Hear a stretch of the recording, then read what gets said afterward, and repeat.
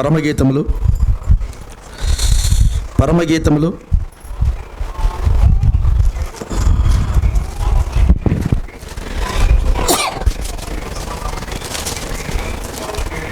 పరమగీతములు 1వ అధ్యాయం. రోజులో పరమగీతములు 1వ అధ్యాయం 2వ వాక్యం చదువుతున్నాం. పరమగీతములు 1వ అధ్యాయం 2వ వాక్యం చదువుతున్నాం. 1, 2 వచనం 3 చదువునానా.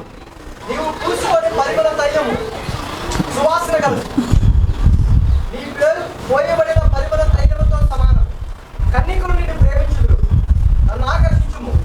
మేము నీ వద్దకు పరిగెత్తి వచ్చిదము. రాజు తన అంతఃపురములోనికి నన్ను చేర్చుకొనెను. నిన్ను బట్టి మేము సంతోషించి ఉత్సహించెదము. ద్రాక్షారసము కన్నా నీ ప్రేమను ఎక్కువగా స్మరించెదము. యథార్థమైన మనసుతో వారు నిన్ను ప్రేమించుచున్నారు. చాలు, దేవుడి మాటలు మనకు దీవించుగాక. కూర్చున్నాం.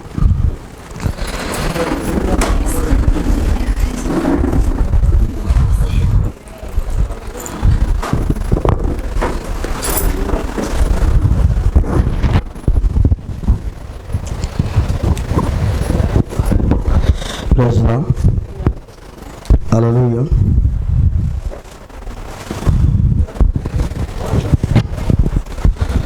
హల్లెలూయా. Praise lord.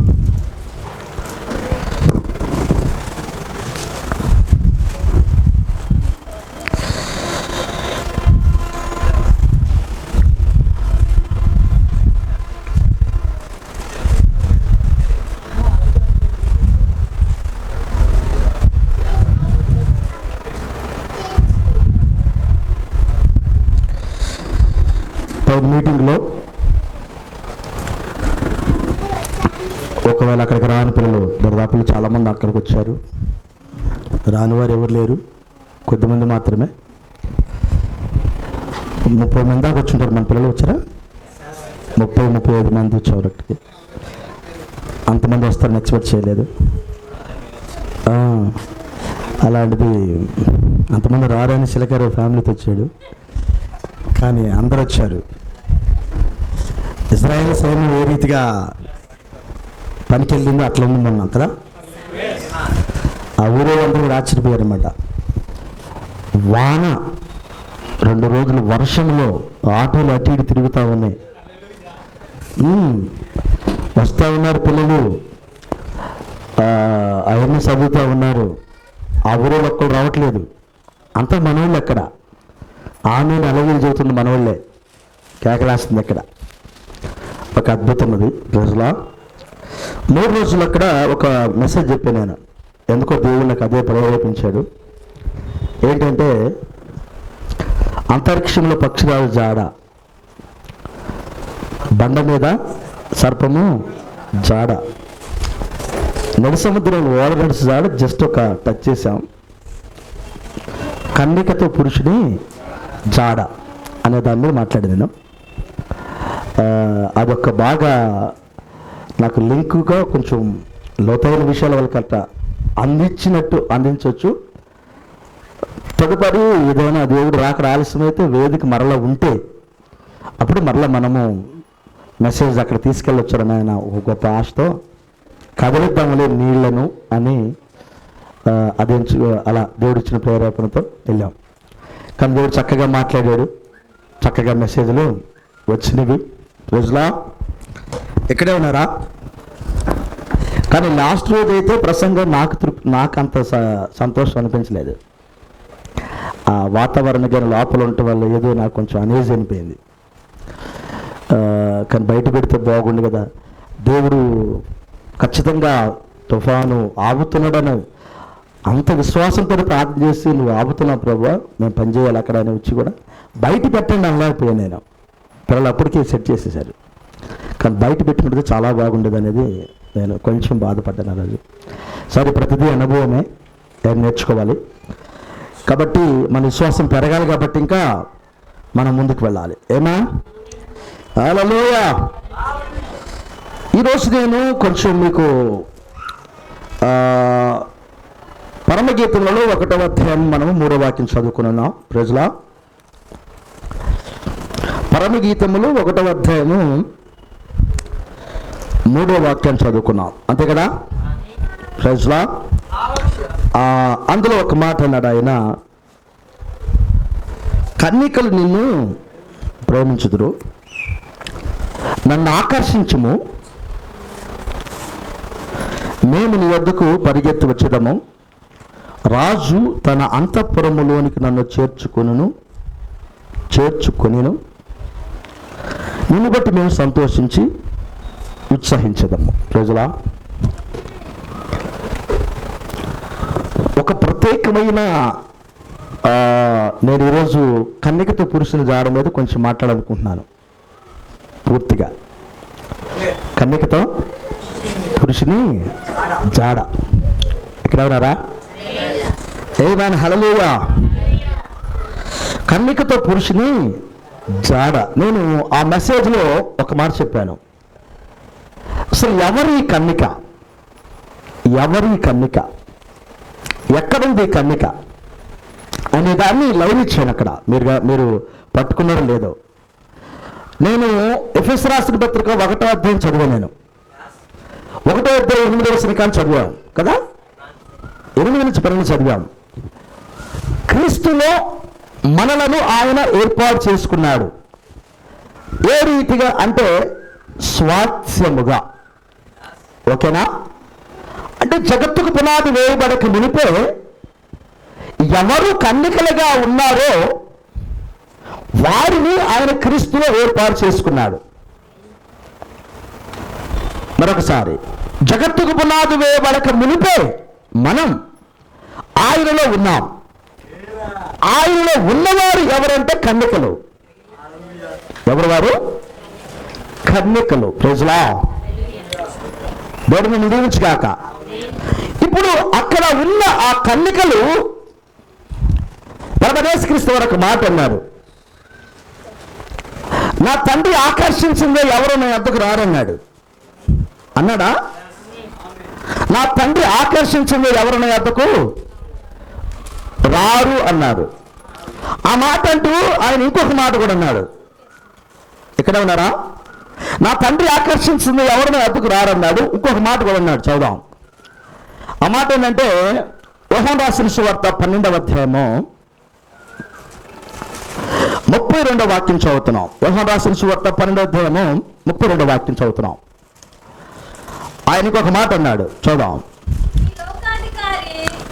32వ వాక్యం చదువుతున్నాం. 12వ అధ్యాయం 32. నేను ఈ భూమి మీద నుండి పైకెత్తబడిన ఎడల అందరినీ నా యొద్దకు ఆకర్షించుకుందునని చెప్పాను. తాను ఏ విధముగా మరణము పొందవలసి ఉన్నదో సూచించు ఈ మాట చెప్పాను అని అన్నాడు. అప్పుడు జనసమూహం అంది, క్రీస్తు ఎల్లప్పుడూ ఉండిన ధర్మశాస్త్రం చెప్పుతూ ఉంటుంది, మనిషి కుమారుడు పైకెత్తబడవలని నువ్వు చెప్పుతున్న సంగతి ఏమిటి? మనిషి కుమారుడు ఈయన ఎవరని ఆయన అడిగిరి. ప్రజలా, క్రీస్తు ఎల్లప్పుడూ ఉంటాడు. ఓకే, ఆయన అన్న మాట ఏంటంటే మరలా చదువుతున్నాను, నేను ఈ భూమి మీద నుండి పైకెత్తబడిన ఎడల అందరినీ నా యొద్దకు ఆకర్షించుకుందును. కానీ ఆయన అన్నాడు ఒక మాట ఏమిటంటే, నేను పైకెత్తబడితే నేను మనుషులందరూ నా లోనికి తీసుకుంటాను. ప్రవక్త అన్నాడు. మోషే అని మెసేజ్లో 44 పేరాలో ఆయన అక్కడ ఏమన్నాడంటే, ఆయన నేను పైకెత్తబడితే నేను మనుషులందరూ నా లోనికి తీసుకుంటానన్నాడు. నా లోనికి తీసుకుంటానన్నాడు. కానీ ప్రభువు అన్నాడు, నా తండ్రి ఆకర్షించింది ఎవరు నా వద్దకు రాడు అన్నాడు. ఆయన నేను పైకెత్తబడిన తర్వాత ఆయన భూమికి ఆకాశానికి మధ్యకి పైకెత్తబడుతున్నాడు. ఆయన మరణం అవటానికి. ఆయన మరణమయ్యేటప్పుడు అందరినీ ఆకర్షిస్తాడట. ప్రభుత్వం అంటే అందరిని తన లోనికి తీసుకుంటాడట. ఎవరు వీళ్ళు? లోనికి వచ్చేవారు. వాస్తవానికి కలవరి శిలలో పైకెత్తబడిన తర్వాత ఆయన పొడిశారు. లాస్ట్గా నీరు రక్తం బయటకు వచ్చింది. ఓకే, ఈ నీరు రక్తం ద్వారా వచ్చినది ఎవరే అంటే ఆయన సంఘం అన్నాడు. కన్నిక అన్నాడు. ఏనా పౌలు అన్నాడు, జగత్తుకు పునాది వేయబడక మునిపే క్రీస్తులో మనల్ని ఆయన ఏర్పాటు చేసుకున్నాడు. క్రీస్తులో ఉన్నాం. ఎలా ఉన్నారు? దేవుని నక్షత్రములుగా ఉన్నారు వారు. హల్లెలూయా. ఈ నక్షత్రముల పైగానే సాతాను సింహాసనం వేసుకోవాలనుకున్నాడు. ఆ యొక్క యెషయా గ్రంథం 14 చదువుతాం. ఈ నక్షత్రాల పైగే ఆయన సింహాసనం వేసుకోవాలనుకున్నాడు. వాస్తవానికి ఈ నక్షత్రములు జగత్తుకు పునాది వేయబడక మునిపే ఆయనలో ఉన్నది. ఎవరి నక్షత్రం అంటే ఆయన కుమారులు అన్నాడు. ఆయన వీరు పాటలు పాడారు అన్నాడు. హల్లెలూయా. ఈయన ఆరాధన చేశారు. ఆమేన్. నిత్యత్వములో వీరు పాటలు పాడారు. పునాదులు వేసేటప్పుడు వీళ్ళు జయధ్వనులు చేశారు. వీరు జయధ్వనులు చేస్తుంటే దేవదూతలు విన్నారు. ఎవరు వీళ్ళు అన్నాడు ఆయన. ఎవరు వీరంటే ఆయనలో ఉన్నవా ఆయన పిల్లలు, ఆయన కుటుంబ సభ్యులు. జగత్తుకు పునాది వేయబడక మునిపే ఆయనలో ఉన్నారు. వీళ్ళు ఎప్పుడు బయటకు వచ్చారు? వీరు ఎప్పుడు బయటకు వచ్చారు?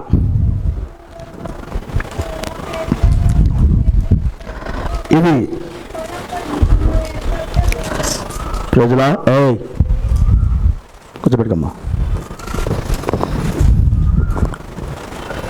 వీళ్ళు ఎప్పుడు బయటకు వచ్చారు? దీని గురించి మనం ఆలోచన చేశాం. పౌలు ఏమి ఇచ్చాడు? జగత్తు పునాది వేయబడకముందు మనము స్వాచ్ఛముగా వాక్యముగా ఆయనలో ఉన్నాం. పరిపూర్ణమైన వాక్యమును కలవరశిలో బయటకు తీశాడు. ఓకే, కలవరశిలోంచి ఆయన బయటకు వచ్చింది, వధువు బయటకు వచ్చింది. చక్కని సాదృశ్యాన్ని మనకి ఆది కాలంలో జరిగిన దాన్ని మనకు ఈ 2000 సంవత్సరాల క్రితం తీర్చి చూపించాడు. ఆది కాలంలో ఆదాములో చావ బయటకు వచ్చింది. ఆ రీతిగానే మనము అనగా సంఘం ఏ రీతిగా బయటకు వచ్చిందో, ఆయన ఏ రీతిగా ఉందో, ఏ రీతిగా బయటకు వచ్చిందో కలవరలో చూపించాడు.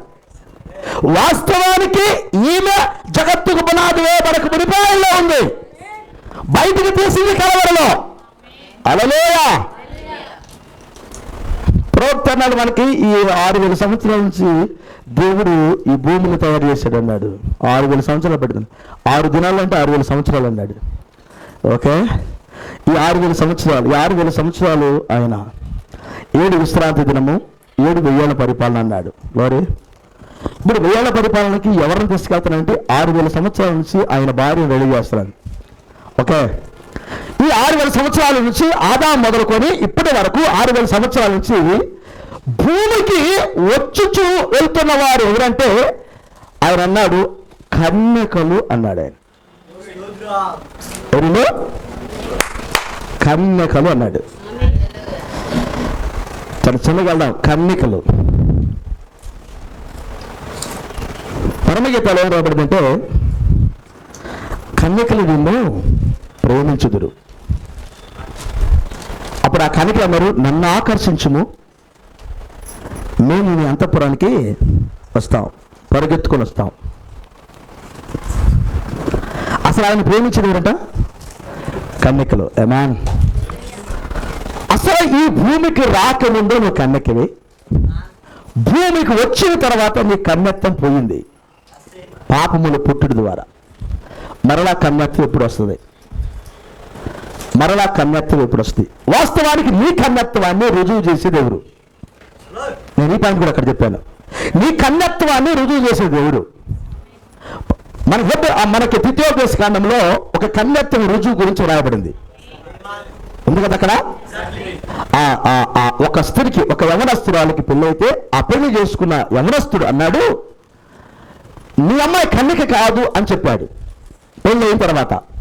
అప్పుడు వాళ్ళ నాన్న అన్నాడు మా అమ్మాయి కన్యకే అని ఊరు పెద్దలందరూ తీసుకొచ్చి అక్కడ కూర్చోబెట్టి మా అమ్మాయి కన్యక కాదు నేను రుజువు చేస్తాను రాదని చెప్పి ఒక బట్టను తీసుకొచ్చి అక్కడ పరుస్తాడు. బైబిల్ అలా ఉంది. అప్పుడు వాళ్ళందరూ ఆ బట్టను చూస్తున్నారు ఈమె కన్యకే, నువ్వెందుకు కన్యక కాదని నిందేశావు అని ఆ పురుషుడిని వారు దండిస్తారు. నిజమేనా? ఈమె కన్యక అని, ఈమె కన్యత్వాన్ని రుజువు చేసేది ఎవరంటే వాళ్ళ నాన్న రుజువు చేశాడు. ఈ రోజున మీరు కన్యక అనడానికి మిమ్మల్ని రుజువు చేసేది ఎవరు? ఈ రోజు భూమి మీద ఉన్న ఆయన వధువు సంఘాన్ని ఈమె కన్యక అంటానికి రుజువు చేసే వ్యక్తి ఎవరు? ఎవరు రుజువు చేయాలి? మరి ఆ కన్నికని వలన రుజువు చేస్తే ఈ కన్నికని ఎవరు రుజువు చేయాలి? ఏం సార్ చెప్పరు? ఏమా బా కొంచెం యాక్టివ్గా ఉండబ్బా. ఆ కన్నికను వాళ్ళ నాన్న రుజువు చేస్తే ఈ కన్నికను నిన్ను ఎవరు రుజువు చేయాలి? ఓకేనా? మీ నానేగా. ఓకే, మీ నానేగా. ఈమె కన్నికని ఆయన ఏం చేస్తాడంటే ఒక బట్టను పరిసి అన్నాడు, ఇదిగో కన్నికని రుజువు అన్నాడు. అదొక రక్తపు బట్ట, అది హల్లెలూయా రుజువు చేశాడు. ఈ రోజున నిన్ను కన్నికంటానికి రుజువు ఏంటి? నీకు ఒక బట్ట రుజువు కనబడాలి కదా. అదే కలువరి సిలువలో ఆయన పైకెత్తబడగా ఆయన్ని కొట్టగా మనకు చుట్టబడిన బట్టది. ఆ రక్తము కారుచున్న ఆ బట్టలు మనకు చుట్టుడు ద్వారా ఏ కన్యత్వాన్ని అయితే మనం పోగొట్టుకున్నామో మరలా కన్నికలుగా తయారు చేసిన బట్ట. ప్రజలా ప్రవక్త అంటాడు, భూమి మీద యేసుక్రీస్తు రక్తమునకు మాత్రమే ఒక విధవరాలను కూడా కన్నికలు చేయగలిగిన కెపాసిటీ ఉంటుంది. వాస్తవానికి మనం కన్నికలమా? మన లోకంలో చాలా మందిని ఈ దేవాలకు మనం పూజ చేసి పెళ్లి చేసుకున్న వాళ్ళం. అవునా? రూతు కన్నిక కాదు కదా. ఒక ఆయన పెళ్లి చేసుకుంది కదా. పెళ్లి చేసుకున్న తర్వాత భర్త చచ్చిపోయిన తర్వాత కదా ఏం చేసుకుంటుంది దేవాదిని. అట్లయితే కన్నిక ఎలా అవుతుంది? మరి ఆమె కన్నిక యేసుక్రీస్తు వంశం వల్లకి ఎలా వచ్చింది? యూదుడు కన్నికనే చేసుకోవాలి కదా. అట్లయితే రూతుని ఎలా చేసుకున్నాడు ఆయన? రూతు ఏమైనా ఆమె కన్నిక కాదు కదా. రూతు కన్నిక మరి ఎలా కన్నిక అయింది? రూతు కన్నిక ఎలా అయిందంటే క్రీస్తు రక్తము ద్వారా కన్నిక అయింది. హల్లెలూయా. వాస్తవానికి రూతు యూదురాలు కాదు, రూతు అన్ని జనురాలు. మనం అన్ని జనులం, మన కన్నికలు అవడానికి అవకాశం లేదు. అట్లయితే మన కన్నికలు ఎలా అయ్యాయంటే క్రీస్తు రక్తము మన కన్నికలు వేసింది. ఓకే, ఇప్పుడు ఆయన ఆకర్షించుకున్నాడు. వేరే ఆయనది, నన్ను ఆకర్షించుము, మేము నీ వద్దకు పరిగెత్తుకొని వస్తాం. రాజు అంతఃపురంలోనికి మమ్మల్ని తీసుకుని వెళ్ళాడు. అంతేనా? అంతఃపురము ఆయన గదికి వెళ్ళాలంటే ఆయన మనలను ఆకర్షించాలి. అంతేనా? ఇప్పుడు ఎక్కడికి వెళ్ళాలి? అంతఃపురం ఆయన గదికి వెళ్ళాలి. ఆయన అంటుంది, నిన్ను మేము ప్రేమిస్తున్నాం, కానీ నువ్వు మమ్మల్ని ఆకర్షిస్తే అంతఃపురం నీ గదికి వస్తాం. ఆయన ఆకర్షించుకొని ఎవరు అంతఃపురం గదిలోకి వెళ్ళలేరు. ఏనా? వాస్తవానికి ఆయన అంటుంది, కన్నికలు నిన్ను ప్రేమిస్తారు. ఎవరు ప్రేమిస్తారు? కన్నికలు నిన్ను ప్రేమిస్తారు. అసలు ఆయన ఎవరిని ప్రేమిస్తాడు? ఆయన ఎవరిని ప్రేమిస్తాడు? కన్నికలు నిన్ను ప్రేమిస్తారని చెప్పింది. అసలు ఆయన ఎవరిని ప్రేమిస్తాడు? ఏనా? ఆయన కన్నికలను ప్రేమిస్తాడా లేకపోతే విధవరాలను ప్రేమిస్తాడా? హల్లెలూయా. అంతే కదా. ఆయనకి కన్నికే కావాలి కదా. ఏమా? ఆ గొప్ప దేవుని యొక్క శక్తి ఏంటంటే, నువ్వు ఎంత పాపం, ఇక్కడ పుట్టటమో పాపంలో పుడుతున్నావు, ఇక నువ్వు కన్నికెట్ అవుతావు. పుట్టటమే పాపం.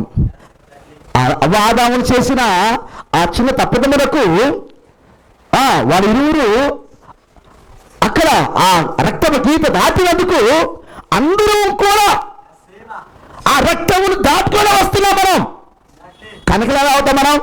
అందుకని మనలను కన్నికలుగా చేయగలిగిన ఒక శక్తి ఉన్నది. అది క్రీస్తు రక్తమునకు మాత్రమే సాధ్యం. ఆమేన్. హల్లెలూయా. ఇప్పుడు ఆయన ప్రదానం చేసుకునేటప్పుడు ఒక మాట అన్నాడు, కన్నికను ప్రదానం చేశాడు. మనకు తెలిసి ఈ విషయం.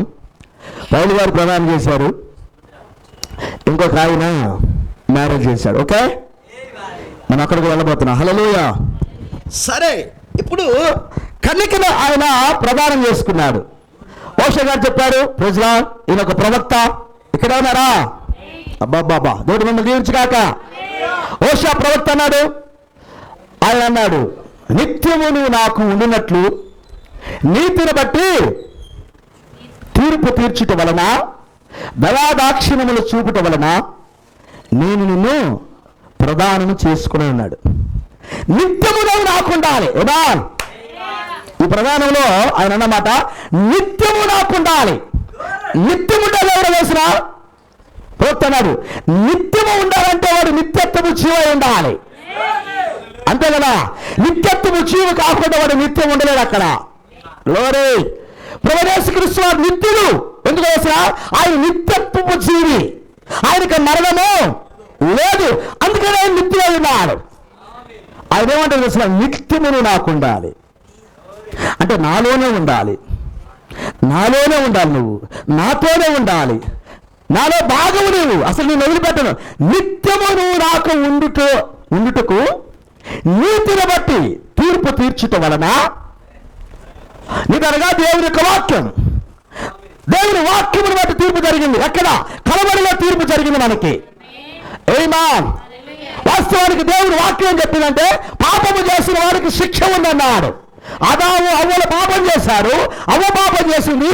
దాన్ని అంగీకరించాడు ఆదాము కూడా. వారి ఊరికి శిక్ష పడింది. ఆయన సంతానానికి కూడా శిక్ష పడింది. ఆమేన్. అట్లయితే ఈ శిక్ష ఆయన వాళ్ళ సంతానం మీద వేయకుండా ఆ శిక్షను ఆయన మీద వేసుకున్నాడు. నీతిని బట్టి తీర్పు కలవరులు ఇలా జరిగింది. నీ మీద నా మీద పడవలసిన శిక్షను నీతి అనగా దేవుని వాక్యము. ఆ దేవుని వాక్యం శిక్ష వేసింది. ఆ దేవుని వాక్యం ప్రకారంగా నీ మీద పడాల్సిన శిక్షను ఆయన మీద వేసుకున్నాడు. ఇది కలవరలో జరిగింది. ఆయన మేదేసుకొని తీర్పు చేసేసాడు. దాని అర్థం చేసిన నీకు తీర్పు అయిపోయింది. నీకు జడ్జిమెంట్ అయిపోయింది. నీకు నువ్వు జైల్లోకి వెళ్ళాల్సిన అవసరము లేదు. నీ మీదకి వచ్చే శిక్ష దాటిపోయింది. నిన్ను కోర్టులో వేయాలి, వెళ్ళాల్సిన అవసరం లేదు. నేను 7 రోజులు లెక్క పెట్టాలి, హల్లెలూయా, నువ్వు లెక్క పెట్టాల్సిన అవసరము లేదు. నీకు శిక్ష వేసి నిన్ను దండించాలి, ఇక దండించాల్సిన అవసరం నీకు లేదు. కారణం కలవరిలో తీర్పు జరిగింది. నీ మీద పడవలసిన తీర్పు ఆయన మీద పడింది. ఎందుకు ఈ తీర్పు జరిగిందో తెలిసినా? నిత్యం ఆయనకు ఉండాలి. నువ్వు నిత్యం ఆయన స్తుతించాలి. నిత్యం ఆయన ఆరాధన చేయాలి. నిత్యము ఆయనలో భాగంగా ఉండాలి. నిత్యమైన గురులక్షణాలు చెప్పాలి. హల్లెలూయా. అసలు ఎన్నో కోరికలతో నీకు తీర్పు తీర్చాడు ఆయన. బా బా బా బా బా అంత బాగుంది ఈ మాట. మీరు వివాహాలు చేసుకునేటప్పుడు ఒక మంచిగా ప్రిపేర్ అయిన పిల్లలకి వివాహాలకు ప్రిపేర్ అయిన పిల్లలు ఈ మాట చెప్పచ్చు కదా. నాకు ఒక మంచి భర్త కావాలి, నాకు ఒక మంచి భార్య కావాలి, ఇలాంటి భార్య కావాలి, ఇలాంటి భార్య కావాలి అని ఆ భార్య కొరకు ఇల్లు, ఆ భార్య కొరకు ఒక ఉద్యోగము, ఆ భార్య కొరకు అన్నీ రెడీ చేసుకొని ప్రభువుని అడిగి ప్రభు చిత్త ప్రకారంగా ఒక మంచి బిల్లువర్ని చేసుకున్న బిడ్డ అతను సోమరుడు ఉండడు. అతను మంచి ఉద్యోగం సంపాదించుకుంటాడు, మంచిగా ఇల్లు కట్టుకుంటాడు. చక్కగా వారి పని వారు చేసుకుంటూ ప్రభువును ఆరాధన చేస్తారు, ప్రభు పనిలో ఉంటారు. చక్కగా వారి యొక్క సంపాదనను వారు ఖర్చు పెట్టుకుంటూ ప్రభు పనికి వాళ్ళు కేటాయిస్తారు. అలా వారు ఒకవేళ కానీ సేవ చేయలేకపోయినా సేవ చేసే వాళ్ళకి సపోర్ట్ చేస్తారు. ఆ సహకారులు పేరు జీవ గ్రంథంలో వ్రాయబడ్డవి. హల్లెలూయా. నువ్వు ధన సహాయం చేసినా, ప్రార్థన సహాయం చేసినా, లేకపోతే లైవ్ వచ్చినా సహకారం చెయ్యాలి అంటే ఎవరు సహకారం చెయ్యాలి అంటే అది క్రమముతో కూడి జీవితమైంది. భార్యాభర్తలు ఇరువురు కలిసి క్రమముతో కూడి చేసే పనే ఉన్నది. ఒక సిద్ధపాటు అది. హల్లెలూయా. అలాంటి వారు ఎలా ఉంటారు తెలిసిన? చక్కగా వారు కష్టం ఉండదు. చక్కగా వారి పనిని వారు ప్రభుకి అప్పగిస్తారు, ప్రభుని సంతోషపెడతారు. హల్లెలూయా. ఆయన అన్నాడు నీతిని బట్టి ఆయన నిత్యమైన ఉండటానికి, నీతిని బట్టి ఆయన తీర్పు తీర్చడం వలన, దయాదాక్షిణ్యములు చూపటం వలన నేను ప్రధానము చేసుకుందును. ప్రజల ప్రధానము కాడే ఆయన ఇంతసేపుగా ఆయన ఆలోచన చేస్తే, అంటే ఇప్పుడు నిత్యము ఆమెను పోషించాలి, నిత్యము ఆమెతో ఉండాలి, నిత్యము ఆమెను గణపరచాలి. ఏమా నిత్య జీవాన్ని ఆమెకి ఇవ్వాలి. హల్లెలూయా. ఇప్పుడు ప్రదానం చేసుకుంటుంది. హల్లెలూయా. భూలోకములు ఎక్కడ నేను వదిలిపెడతాను కాదు, నేను పరలోక రాజ్యానికి తీసుకెళ్ళడానికి ప్రదానం చేసుకున్నాడు ఆయన. ఒక పెళ్లి కొడుకు నేను ప్రదానం చేసుకునే దేనికోసం? నిన్ను సుఖపెట్టేదానికి. దేనికోసం? అమ్మా నాన్న దేవుడు ఏం ఆశిస్తారు? వాళ్ళ బిడ్డను తీసుకొచ్చి నీ చేతులు పెట్టేటప్పుడు నా బిడ్డను సుఖపెడతావని, నా బిడ్డను కష్టపెట్టమని, నా బిడ్డకు మంచిగా చక్కగా ఆ బిడ్డను మేము కొంత పెంచాము, ఇక ఆమెను చక్కగా పెంచి మహోన్నత కళాకాండంలో ఒక గుణవంతుల పేరు ఇస్తావని. రోజు తంతావని కాదు, నీ చేతిలో పెట్టింది. ఉదయం లేచిన కాంచి నువ్వు తంతావని కాదు, అలా కాదు, ఆమెను తీసుకొచ్చి నీ చేతిలో పెట్టింది. ఒకవేళగా నువ్వు తంతూ ఉన్నట్టయితే, తిడతా ఉంటే రకరకాలుగా అవన్నీ జరుగుతుంటే నీకు అసలు ప్లాన్ లేదు, ఏం లేదు, ప్రణాళిక లేదు. ప్రణాళిక లేకపోవడం తప్పు కాదు, నేర్చుకోవడం తప్పు. ప్రణాళిక నేర్చుకోవాలి. ఏనా? ఆయన నిన్ను సుఖపెట్టడానికి, నిత్యము నిన్ను ఆనందింపజేసేదానికి ప్రదానం చేసుకున్నాడు. లోరే హల్లెలూయా. ఎక్కడ ఉన్నారా? ఆయన అంటాడు, కన్నికలు నేను ప్రేమిస్తానన్నాడు. ఇక్కడ ఉన్నారా? ఇంకా నేను నా మెసేజ్ కాడికి రాలా. ఏనా? కన్నికలు నిన్ను ప్రేమిస్తారు. ఓకే, కన్నికలు నిన్ను ప్రేమిస్తారు. ఎవడ పడితే వారు నిన్ను ప్రేమించరు. ఈ మాట పట్టుకోండి, కన్నికలు నిన్ను ప్రేమిస్తారు. మరి ఈయనేం చేస్తాడు వారిని?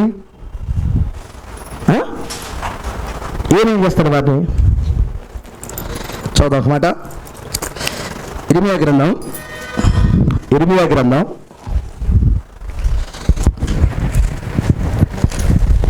31వ అధ్యాయము. ఇర్మియా గ్రంథం 31వ అధ్యాయము 3వ వాక్యం చదువుతున్నాం. ఇర్మియా గ్రంథము 31:3 చదువయ్యా. చాలా కాలం క్రిందట యెహోవా నాకు ప్రత్యక్షమై ఇట్లా నేను.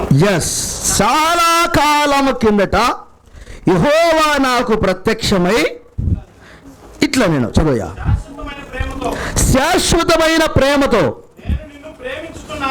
నేను నిన్ను ప్రేమించుచున్నాను గనుక విడుక. ఐమాన్. శాశ్వతమైన ప్రేమతో నేను ప్రేమిస్తున్నాను అంటే అర్థం తెలుసా? అసలు నిన్ను మర్చిపోవటం లేదు, నిన్ను విడిచిపెట్టడం అంతకంటే కూడా లేదు. నువ్వు నాలో భాగం. శాశ్వతమైన ప్రేమతో నేను ప్రేమిస్తున్నాను. చదువు. ఇశ్రాయేలు కన్యక. ఇప్పుడు నాలు బాగా. ఇశ్రాయేలు కన్యక. ఎవరు కన్యక? అయినా ఇశ్రాయేలు కన్యక. చదువుమా. నువ్వు కట్టబడినట్లు. ఇక మీద నిన్ను కట్టింతును. నువ్వు కట్టబడాలి. ఇక మీద నిన్ను కట్టిస్తా. చదువు. ఓకే. నువ్వు మరలా తంబూరలను వాయిస్తావు. దాని అర్థం ఏంటి? మరలా ఆరాధన చేస్తావు. చదువు.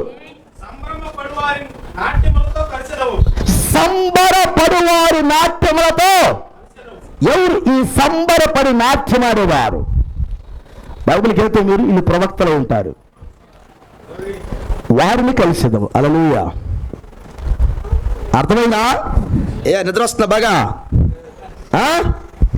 దేవుడు మిమ్మల్ని దీవించుగాక. నాకు సౌండ్ పోతా ఉంది, మీకు నిద్ర వస్తుంది.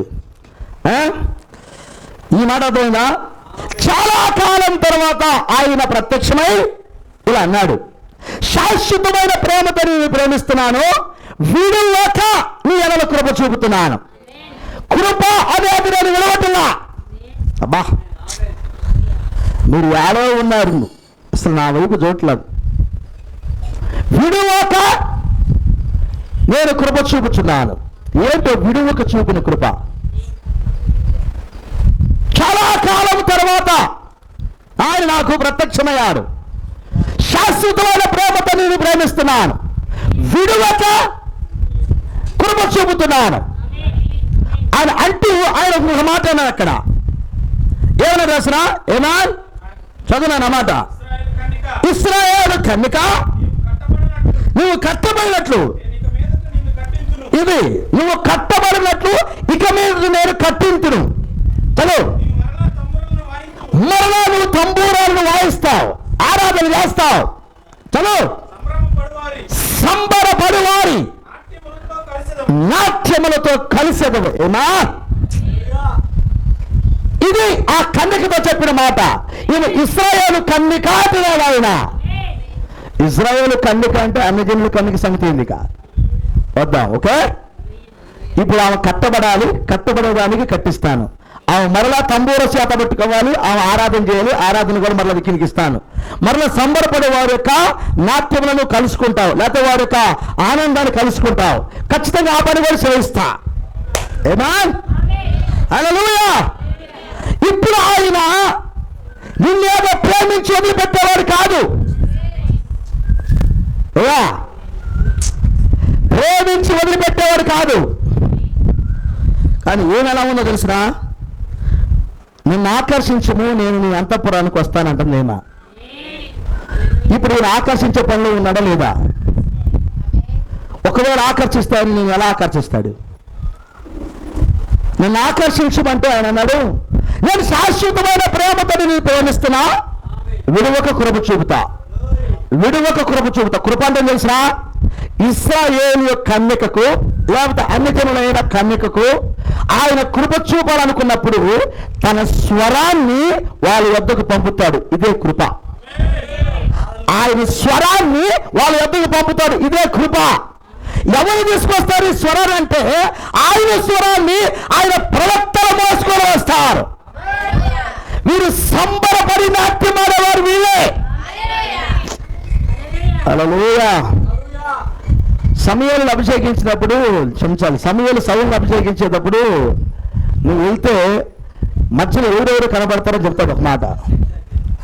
వెళ్ళాడా? ఒక ప్రాంతానికి వెళ్ళగానే వాళ్ళు నాట్యం ఆడుతూ బూరలు ఊపుతూ తంబూరలు చేత పెట్టుకుని నాట్యం చేసేవారు కనబడిన తర్వాత, వాళ్ళు ఆరాధన చేస్తూ ఉండేవారు కనబడిన తర్వాత అప్పుడు ప్రవక్తల సమూహం కనబడుతుంది. అక్కడికి వెళ్ళగానే నీకు క్రొత్త మనసు వస్తుంది అన్నాడు. వారు కనబడ్డారు. క్రొత్త మనసు రావడమే కాదు, ప్రవక్తల లోపలికి వెళ్ళి వాళ్ళతో పాటు ఈయన కూడా ప్రవశించాడు. ప్రవశన ఆత్మ పొందుకున్నాడు, శక్తి పొందుకున్నాడు, ఆడుతా ఉన్నాడు అక్కడ. హల్లెలూయా. ఎక్కడ ఉన్నారా?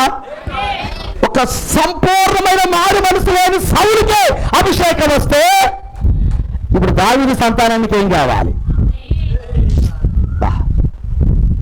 ప్రవక్త ఒక మాట్లాడు, అబ్రహాము సంతానానికి పరిశుద్ధాత్మ అన్నాడు. ఒక మెసేజ్లో పరిశుద్ధాత్మ ఊరుకున్నాడు, అబ్రహాము సంతానానికి పరిశుద్ధాత్మ అన్నాడు. దావీదు సంతానం ఇస్రాయేలు చేస్తాడు, అబ్రహాము సంతానం కాదు. మీరు గ్రంథంలో సాటి ఉన్నది, దావీదు సంతానాన్ని కూడా నక్షత్రాలు చేస్తానన్నాడు ఆయన. మనకు ఆ వాగ్దానం ఎక్కడ ఉంది? అబ్రహాం గారి దగ్గర ఉంది. మధ్యలో మరలా అంటాడు, నేను దావీదు సంతానాన్ని కూడా నక్షత్రాలు చేస్తానన్నాడు ఆయన.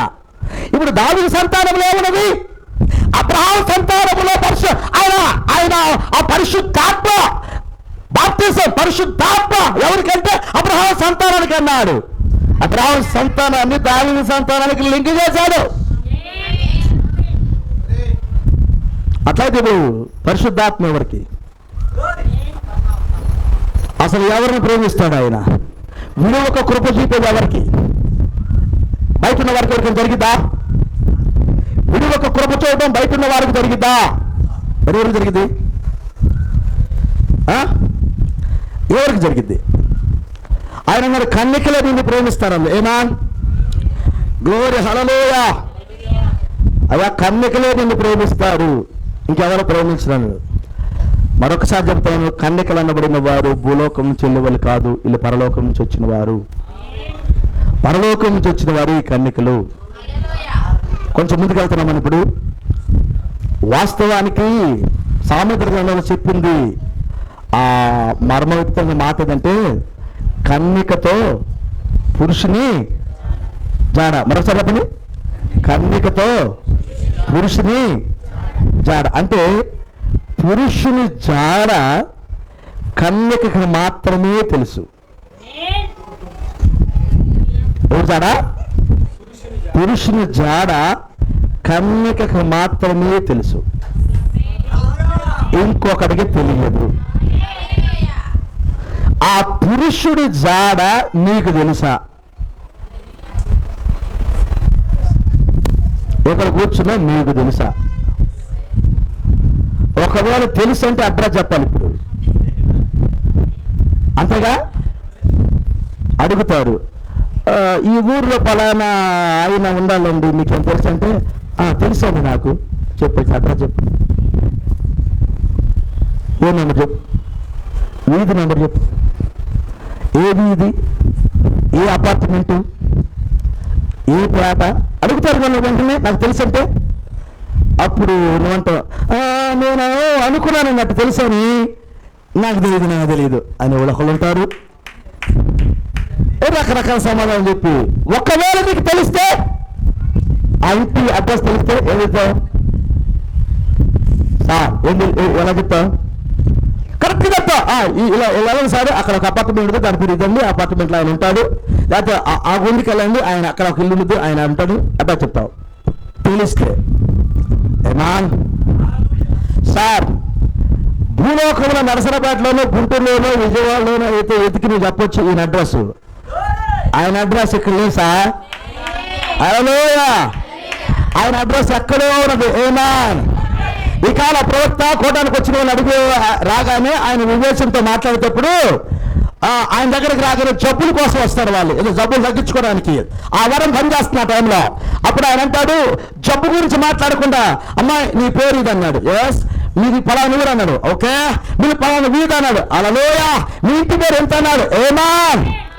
హల్లెలూయా. వాళ్ళు ఆశ్చర్యపడతా ఉంటారు. ఎస్ ఎస్, నా పేరు ఇదే, మా వీధి ఇదే, కలిసి మా వీధి నెంబర్ ఇదే, మా ఇంటి నెంబర్ కూడా ఇదే. నువ్వే రారా, నీతో పాటు ఇంకొక ఆయన వచ్చాడు, నీతో పాటు ఇంకొక అమ్మాయి వచ్చింది. హల్లెలూయా. నీ ఆలోచన ఇది. ఏమా, ఇదిగో నువ్వు ఇలాంటి ఆలోచన కలిగి వచ్చున్నావు, నువ్వు ఇలాంటి ఆలోచనతో ఉన్నావు ఎక్కడ. హల్లెలూయా. ఆమె అంతరంగంలో పాపమంతా బయటకు వెళ్తా ఉంటాడు ఆయన. నీ జబ్బు పోకపోవటానికి కారణం నువ్వు దాచిపెట్టుకునే పాపం అన్నాడు. నీ జబ్బు పోకపోవడానికి కారణం నీ అంతరంగంలో పాపం దాచిపెట్టుకొని ఉన్నావు. నీ భర్తకి చెప్పదాన్ని, నీ భార్యకి చెప్పడం ప్రోక్తున్నాడు. నిజమైన విశ్వాసే తన పాపమును తన భార్యతో చెప్పుకుంటాడు, తన పాపమును తన భర్తతో చెప్పుకుంటే అది ఎత్తబడే విశ్వాసం ఇచ్చాడు పరిశుద్ధత అన్నాడు ప్రవక్త. నువ్వేం చేసావో పాపము నీ భర్తతో చెప్పగలిగినప్పుడు, నువ్వేం చేసావో పాపము నీ భార్యతో చెప్పగలిగినప్పుడు ఆ స్థితికి రావరిద్దరు. మారు మనసు లేకపోతే మీ ఆయన చెప్పగాక విడాకులకి అప్లై చేసుకోవాల్సి వస్తుంది. ఇంకా మారు మనసు లేకపోతే మీ ఆవిడతో చెప్పగాక ఏమైతే నీకు నాకు చెల్లు ఇంకెట్టో వెళ్ళామని అలా చెప్పగాకండి. అర్థమవుతుందా? మారు మనసు కలిగాలి. హల్లెలూయా. మారు మనసు ఉన్న వాళ్ళు కూడా దెయ్యాలకు ఎక్కిపడతాయి. మీరు నటన మారు మనసు ఉంటే మీకు తెలుసో తెలీదు. ఇక్కడ కూడా ప్రవక్త అన్నాడు, పాపాలు ఒప్పుకోమన్నాడు, భార్య పాపం ఒప్పుకోమన్నాడు, భర్త పాపం ఒప్పుకున్నాడు, ఒకళ్ళు ఒప్పుకున్నాడు. ఇక్కడే ఏం చర్చలు ఒకళ్ళు ఒప్పుకున్నారు, తన్నుకున్నారు పాపం. పేర్లు చెప్పలేదు నేను. ఇక్కడే ఒకళ్ళు ఒప్పుకొని ఇంట్లో కూడా దొల్లాడుతూ ఉన్నారు. హల్లెలూయా. నిజమే, నేను చెబుతున్నా, అర్థం కావట్లేదు. మా పాస్టర్ గారు తెలిసింది ఇదంతా. హల్లెలూయా. మారు మనసు లేకుండా చెప్పు. పాస్టర్ గారు అన్నాడుగా, ఒప్పుకో, నువ్వు పాప ఒప్పుకో, నువ్వు పాప ఒప్పుకో. తప్పుకునే దమ్ము కూడా ఉండాలి. మరి తప్పుకునే దమ్మునతో ఆమె చేసిన పాపం నీకు చెబితే, నువ్వు చేసిన పాపం ఆమెకు చెబితే అది పరిపూర్ణమైన మారు మనసు, అది పరిపూర్ణమైన మారు మనసు, అది పశ్చాత్తాపంతో కూడిన ఆ హృదయం, అది క్రీస్తుని చేర్చుకున్న హృదయం. అది దాని అర్థం ఏం తెలుసా? నేను ఇంకెన్నడూ పాపము చేయను, నాకు పరలోక రాజ్యం కావాలి, నాకు ఆ ప్రియుడి ప్రేమ కావాలి, అది నిత్యత్వం నాకు కావాలి అనుకున్నప్పుడు ఇక పాపాన్ని ప్రేమించవు. అది నాకు అవసరం లేదు, పొరపాటు చేశాను, నన్ను క్షమించయ్యా, నేను ఈ పాపం కొరకు పుట్టలేదయ్యా, ఈ నీచమైన పాపం కొరకు, ఈ బతుకు కొరకు నాకు పుట్టలేదయ్యా, నాకు నిత్యత్వం కావాలి, మరణములో రాజ్యం కావాలి, అందుకనే నన్ను ఆకర్షించయ్యా, నీ ప్రేమ నాకు కావాలయ్యా అని కోరుకున్నది ఆ కన్నిక. హల్లెలూయా. ఆయన కూడా అంటున్నాడు, నిన్ను ప్రేమించుకొని ఉండలేను, నిన్ను ప్రేమించుకొని ఉండలేను కదా. వరకు నటిస్తా కూర్చుంటే ఎట్లెక్కడ ఉట్టి ప్రేమను చూపుతట, నిన్ను ప్రేమిస్తున్నానయ్యా, నిన్ను ప్రేమిస్తున్నానమ్మా, ప్రమాణం చేసిన పెళ్లి రోజు ఎవరిని ఆశించక నీతోనే ఉంటానమ్మా. ఉట్టిట్టి ప్రేమలు ఇవన్నీ ఎక్కడికి వెళ్ళి చూడు, ఇవన్నీ ఉట్టిట్టియే. ఉన్నారు, లేకుండారు. ఆ రక్తం కింద ఆలోచన కలిగిన కన్యకలు ఇంకా భూమి మీద ఉన్నారు. ప్రజలా ఇప్పుడు ఆయన భూమి మీద సూచిస్తున్నది ఆ కన్యకల కొరకే. ఏమా గ్లోరీ హల్లెలూయా. ఈ కన్యకలకు ఆయన దారి తెలుసట. కన్యకతో పురుషుని జాడ. ఆ పురుషుడు ఎక్కడ ఉంటాడో ఓరే పోయి మన తాగుతుంది. బెల్లం ఎక్కడ ఉంటే ఏగలు అక్కడ పోగవుతాయి. బైబిల్ భాష. తాజాహారం ఎక్కడ ఉంటే పక్షులతలు అక్కడ పోగవుతాయి. ఏమా ముఖ్యమంత్రి ఎక్కడ ఉంటే మంత్రులందరూ చుట్టూ కాసుకొని ఉంటారు. ఎక్కడుంటారు ఇక కదా, అక్కడే కాసుకుంటారు. అట్లయితే పురుషుడు ఎక్కడ ఉంటాడు, కన్యకలు ఎక్కడ పోగే ఉంటారు. ఉండరా? నా క్వశ్చన్ ఇప్పుడు, పురుషుడు ఎక్కడ ఉన్నాడు? ఎవరి పురుషుడు ఎక్కడున్నాడు? ఏమా ఇదే ఆ దారి గొప్పది. ఏమా అందరికి అర్థమైంది మీకు? ఆయన ఏమన్నాడంటే, నేను మరలా నేను కడతాను, ఇశ్రాయేలు కన్యక నీవు కట్టబడినట్లు నేను కిందటి నిన్ను కట్టించుతును, నువ్వు మరలా తంబురలను వాయింతువు, సంబరపడేవారి నాట్యములలో కలిసెదవు. నువ్వు కట్టబడతావు. ఆయన అంటే నేనంటే నువ్వు మరలా కట్టబడతావు, మరలా తంబురాలు తీసుకుంటావు, వాయిద్యాలు వాయించి ఆరాధన చేస్తావు, మరలా సంబరపడే వారి యొక్క నాట్యంలో కలుస్తావు నువ్వు. అంటే ఏమీ ఇంక దూరమేమి. అందుకే ఆమంటుంది చాలా కాలం తర్వాత నాతో నన్ను కలుసుకుని ఇట్లా అన్నాడు. అది చాలా కాలమైంది రక్షణ ఆనందం, చాలా కాలమైంది ఆ ప్రేమ స్వరముని, చాలా కాలమైంది ఆయనతో అంతఃపురానికి వెళ్ళి ఆయనతో కలిసి ఉద్యానవనానికి వెళ్ళి చాలా కాలమైంది. పచ్చని చోట్ల పడుకొని చాలా కాలమైంది, ఆయనతో కూర్చొని ముచ్చట్లు చెప్పుకొని చాలా కాలమైంది. అందుకని ఆ మాట చాలా కాలమైన తర్వాత ఆయన దర్శించాడు. వాస్తవానికి ఆయన విడవక కృప చూపువాడే. ఏమా ఆయన ప్రేమను నీ మీద, ఆయన ఎంత ప్రేమ ఉన్నట్టు ఆయనకి, ఆయన నిన్ను విడవక తన స్వరాన్ని తన ప్రవక్తల ద్వారా పంపుతానే ఉన్నాడు నీ దగ్గరికి. తన ప్రవక్తల ద్వారా పంపుతానే ఉన్నాడు ఆయన.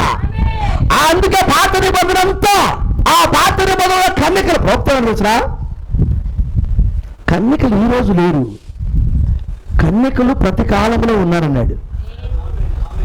ఎక్కడ? కన్యకలు ప్రతి కాలంలో ఉన్నారన్నాడు. ఆ కారణం చేత బుద్ధి కలిగిన కన్యకలు, బుద్ధి లేని కన్యకల గురించి మాట్లాడేటప్పుడు ఆయన ఇది చివరి కాలంలో ఉన్న కన్యకలు. వాస్తవానికి కన్యకలు అన్ని కాలాల్లో ఉన్నారు. అన్ని కాలాల్లో కన్యకలు ఆయన్ను ప్రేమించారు. అన్ని కాలాల్లో ఉన్న కన్యకలు ఆయన ఎక్కడున్నాడో వెతుక్కున్నారు. అన్ని కాలంలో ఉన్న కన్యకలకు కృప దొరికింది. అంటే ప్రవక్త స్వరం వాళ్ళ దగ్గరికి వెళ్ళింది. అయితే ఈ శివుని కాలంలో బుద్ధి కలిగిన కన్యకలు, బుద్ధి లేని కన్యకలు అవునా? మీరెవరు అంటే శివర కాలంలో ఉన్న కన్యకలు. ఈ కన్యకలకు ఒక ప్రత్యేకత ఉందని మనకు బైబిల్ చెప్పింది. ప్రస్తుతం ఈ కన్యకల గురించి చాలా బాగా మాట్లాడాడు ఆయన. గౌరీ పశ్చిమ దేశాల్లో పండితులకు ఒక రాయనాడు. పశ్చిమ దేశాల్లో జరిగే వివాహ విందుల గురించి వాళ్ళు అక్కడ చేసేదాన్ని బట్టి దేవుడు అలాంటి ఉపమానం చెప్పాడని ఒక ఆయన రాశాడు. సరే ఏది ఏమైనా చాలా ఉన్నాయి అయ్యి వెళ్దాం కొంచెం ముందుకి. ప్రజలా వాస్తవానికి కన్యకలు నిన్ను ప్రేమిస్తారు. అంతవరకు అర్థమైంది మీకు? అర్థమైందా? అంటే కన్యకలు కాని వారు ఈయన్ని ప్రేమించలేరు. ఆయన ఎవరిని ఆకర్షిస్తాడట? కన్యకల్ని ఆకర్షిస్తాడట. ఓకే, అందుకని ఆ కన్యక అనే మాట స్వచ్ఛత అంటే స్వచ్ఛమైనదట. ఇంకే మాత్రము కూడా అక్కడ కల్తీ లేనిది, స్వచ్ఛమైనది అన్నాడు ప్రవక్త. ఆమె కన్నిక. అసలు ఇంకెక్కడ కూడా అపస్వరము లేదు, వంకర బుద్ధి లేదు. ఆమెను అన్నాడు ఆయన, ఓ ఇశ్రాయేలు కన్నిక అని అంటూ, ఇప్పుడు అన్ని జనుల వల్ల కన్నిక కూడా పేరు. నేను మరలా కట్టుతును. ఏం చేస్తాడా? కట్టుదు. ఇప్పుడు పౌలు అన్నాడు ఒక మాట, మనం కట్టబడుతున్నాం అన్నాడు. అన్నాడా? అపోస్తులు ప్రవక్తలు వేసిన పునాది మీద మనము కట్టబడుతున్నాం అన్నాడు. ప్రజలా, అసలు నీ లోపల ఆయన ఒకటి ఉండాలని కోరుకున్నాడు. ఓకేనా? ఏం కోరుకున్నాడు తెలిసిన? చదువుదామా? ఓషియా గ్రంథము 2వ అధ్యాయం 20వ వచనంలో ఈ మాట ఉంది. చదువమ్మా. ఓషియా గ్రంథము 2:20. నీవు యెహోవాను ఎరుగునట్లు నేను నమ్మకమును బట్టి. ఎస్ అన్నాడు. నమ్మకం అంటే విశ్వాసం. నువ్వు యెహోవాను ఎరుగునట్లు అనగా దేవుని వాక్యాన్ని ఎరుగునట్లు నమ్మకమును బట్టి నిన్ను ప్రదానం చేసుకుంటాను అన్నాడు. నమ్మకం అంటే విశ్వాసం. అసలు నిన్ను ప్రదానం చేసుకుంటుంది విశ్వాసాన్ని బట్టి. ఏమా ఎలానారా? ఆయన ఎట్లా నేను ప్రదానం చేసుకున్నాడు? దేన్ని బట్టి? నీకు 5 ఎకరాల పొలం ఉంది కాబట్టి నేను ప్రదానం చేసుకుంటున్నా. నీ తర్వాత ఉద్యోగం నాకే వస్తుంది కాబట్టి, అంటే నువ్వు తొందరగా చచ్చిపోతే నెక్స్ట్ నాకే కదా ఉద్యోగం, అందు కాబట్టి ప్రదానం చేసుకుంటున్నా. హల్లెలూయా. 10 కోట్ల వెనకాల ఉంది కాబట్టి నేను ప్రదానం చేసుకుంటున్నా. హల్లెలూయా. పెద్దలు సలహా చెప్తారు, చేసుకోవడం 10 కోట్లు ఉండి 10 ఎకరాలు ఉండి గుడ్డిదంట, తెక్కలదంట, ఏదేదో అంట. తెక్కలదైతే నీకు గుడ్డిదైతే నీకెందుకురా? మెడలో తాలిగట్టి ఆడబడిద్ది, ఎంజాయ్ చేయ ఆడవస్తాడు. 10 కోట్లు ఎడుతాడు అని పక్కింటాడు చెబుతాడు. నిజమేనంటవా? నిజమే. సాయంకాలం కల్లా వచ్చేసరికల్లా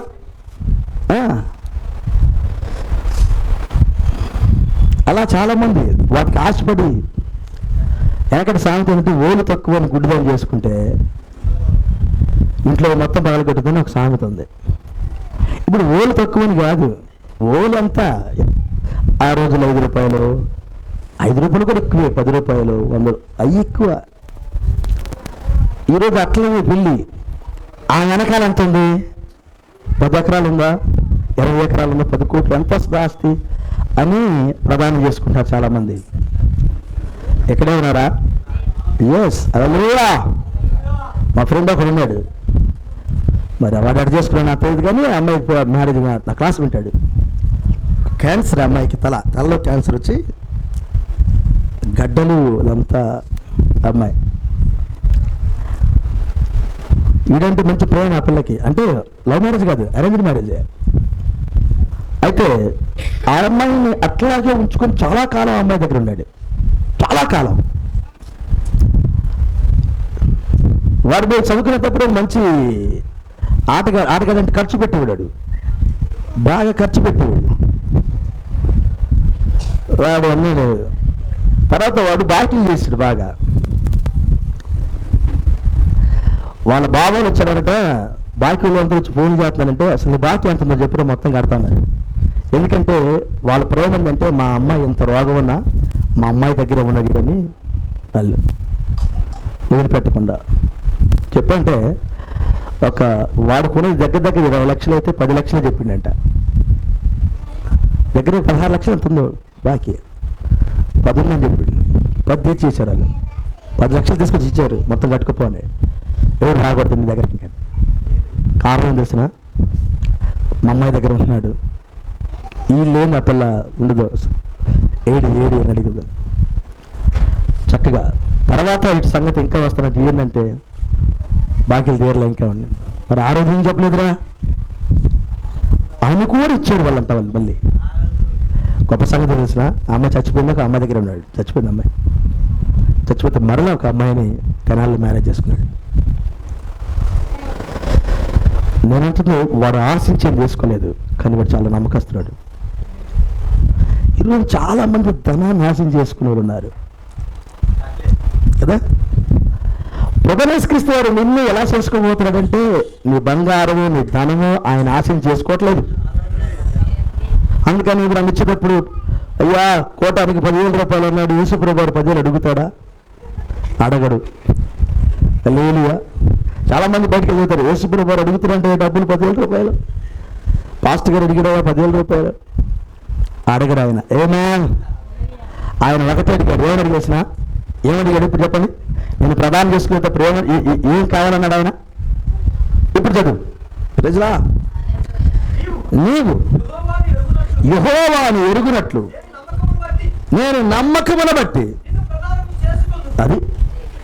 అది ప్రధానం. అంటే నీలో ఉన్న విశ్వాసాన్ని బట్టి నేను ప్రదానం చేసుకుంటున్నా. డబ్బుతో కాదు, బంగారంతో కాదు. ఏంటి? నా పని చేయడానికి నీకేం కావాలంటే విశ్వాసం కావాలి. నా కూటమి చేయాలంటే నీకు విశ్వాసం కావాలి. ఆరాధన చేయాలంటే విశ్వాసం కావాలి. సువార్త చెప్పాలంటే విశ్వాసం కావాలి. సాక్షిగా ఉండాలంటే విశ్వాసం కావాలి.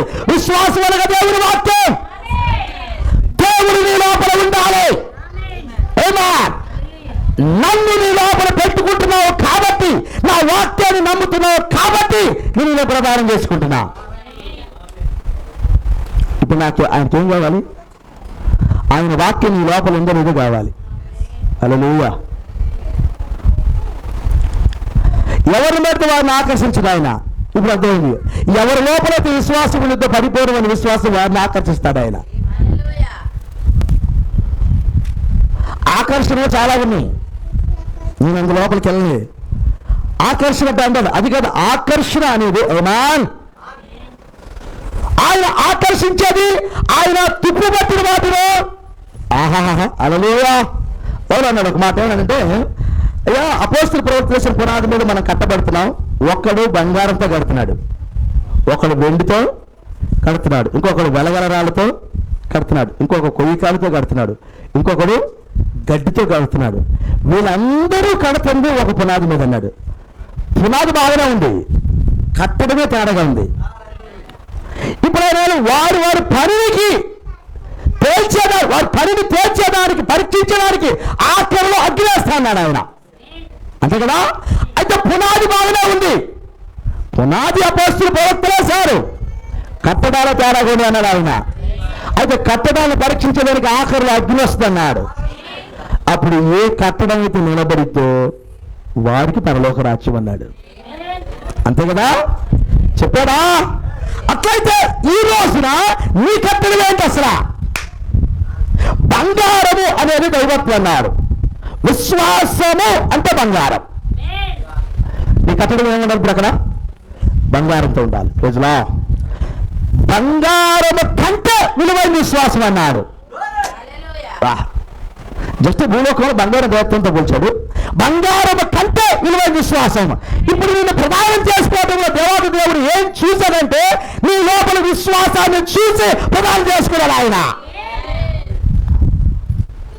నిన్ను ఆకర్షించిందే విశ్వాసాన్ని చూసి, డబ్బును చూసి కాదు, బంగారం చూసి కాదు, నీ అందాన్ని చూసి కాదు, నువ్వు ప్రపంచ సుందరమని కాదు, ప్రపంచంలో నీ అంత అందగా లేదని కాదు, నీలో ఉన్న విశ్వాసాన్ని చూసి ఆయన ఆకర్షించాడట. విశ్వాసాన్ని చూసి ఆయన ప్రదానం చేసుకున్నాడు. నువ్వెంత హీనముగా ఉండిగాక, ఎంత అసహ్యంగా ఉండిగాక, నీ ముఖం చూడగానే ఆ అమ్మాయిని ముఖం చూడలేరు అనేటట్టు నీ ముఖం ఉన్నా, అబ్బాయి ముఖం ఉన్నా, దేవుడు ఆ ముఖాన్ని చూడలేదు. ఆయన లోపల విశ్వాసాన్ని చూస్తున్నాడు.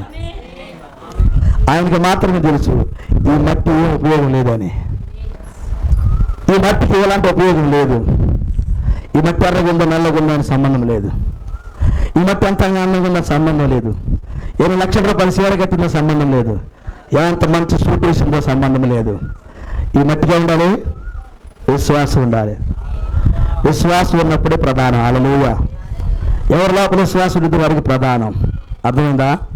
ప్రధానము చేయబడిన వారు పెళ్లి చేసుకున్న దాకా పురుషుడు ఎక్కడ ఉంటాడో ప్రజల ఆయన ఎత్తుక్కుంటారు.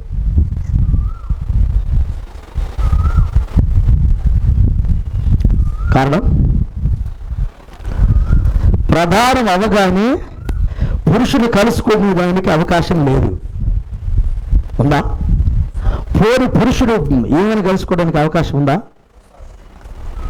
అంటే వారు పరిపూర్ణంగా వారు మాట్లాడుకోవటానికి లేకపోతే వారు ఆనందించడానికి వారిని కలుసుకోవడానికి అవకాశం లేదు. ప్రధానం అంటేనే ఈయన ఎక్కడే ఉండదు, ఆయన అక్కడే ఉంటాడు. కానీ మధ్యలో వాళ్ళకి ఫోన్ కనెక్షన్ అయితే ఉండొచ్చు, ఫోన్ కనెక్షన్ ఉండొచ్చు, కానీ వాళ్ళ దగ్గరికి వెళ్ళడానికి అయితే వీలు లేదు. ప్రధానం అంటే అది. పెళ్ళిలో వారు దగ్గర అవుతారు, వాళ్ళు చేసి పెట్టుకుని నడుచుకుంటూ వెళ్తూ ఉంటారు. ఎవరంటే వాళ్ళు అంటే భార్య భర్తలండి వాళ్ళు అని చెప్తారు. అప్పటిదాకా ఆయన అక్కడ ఉంటాడు, ఇక్కడ ఉంది. ప్రవక్త అన్నాడు, ఇప్పుడు పరలోక పెళ్లి కుమారుడు అక్కడ ఉన్నాడు, భూలోక పెళ్లి కుమార్తె ఎక్కడ ఉంది. వాళ్ళ భవిష్యత్తు కోసం అయితే ఎదురు చూస్తూ ఉంది. అయితే అదృశ్యంగా ఇక్కడ కలుసుకుంటారంట. వాళ్ళు అదృశ్యంగా కలుసుకోవాలన్నా ఆయన అక్కడ ఉండదు, జాగ్రత్త చేయాలి. అదృశ్యంగా కలుసుకోవాలన్నా ఆయన ఎక్కడ ఉన్నారో జాగ్రత్త చేయాలి. ఆ సామెతల గ్రంథం ఆయన కన్యకతో పురుషుని జాడ నాకు అర్థం కాలేదయ్యా అన్నాడు. కన్యకతో పురుషుని జాడ నాకు అర్థం కాలేదయ్యా అన్నాడు. ఈ కన్యక ఎవరు, ఆ పురుషుడు ఎవరు? ఈ కన్యక ఆ పురుషుని కోరిక ఎదుగుతా ఉన్నది. హల్లెలూయా. ఆ జాడ నాకు అర్థం కాలేదు. ఏనా మాట అర్థమైందా? కన్యక ఆయన ఎత్తికే పనిలో ఉంది. ఏనా కొంచెం లోపలికి వెళ్దాం. ఇప్పుడు ఆయన ఏమని వాగ్దానం చేస్తుంటే చాలా కాలం తర్వాత కనపడి నేను మరలా కడతాను, నేను ఓకే తంబూర చేతికిస్తే ఆరాధన మరలా నీకు స్టార్ట్ చేస్తాను, ప్రవక్త సమూహాన్ని కూడా కలుస్తావు, నీకు కావలసిన సౌందర్యము, నీకు కావలసిన స్వరము, నీకు కావలసిన ప్రత్యక్షత ఏదైతే నీకు అవసరమో అవన్నీ నీకు మరలా ఇవ్వబడతాయి అని వాగ్దానం చేసేసాడు. ఏమా ఇప్పుడు ఆయన కట్టపల్లి ఉన్నాడు. ఏమా హల్లెలూయా. ప్రవక్తలాడు నువ్వు ఒక కన్యకగా నువ్వు కట్టబడాలి. ఈ కట్టడానికి వేరే మెట్లు నేను చెప్పాను కదా, మనకు తెలుసు. ఎన్ని మెట్లు?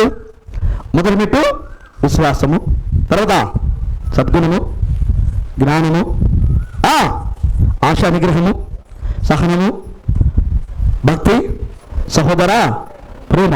ఇది కట్టడం. ప్రేమ కట్టడం. హల్లెలూయా.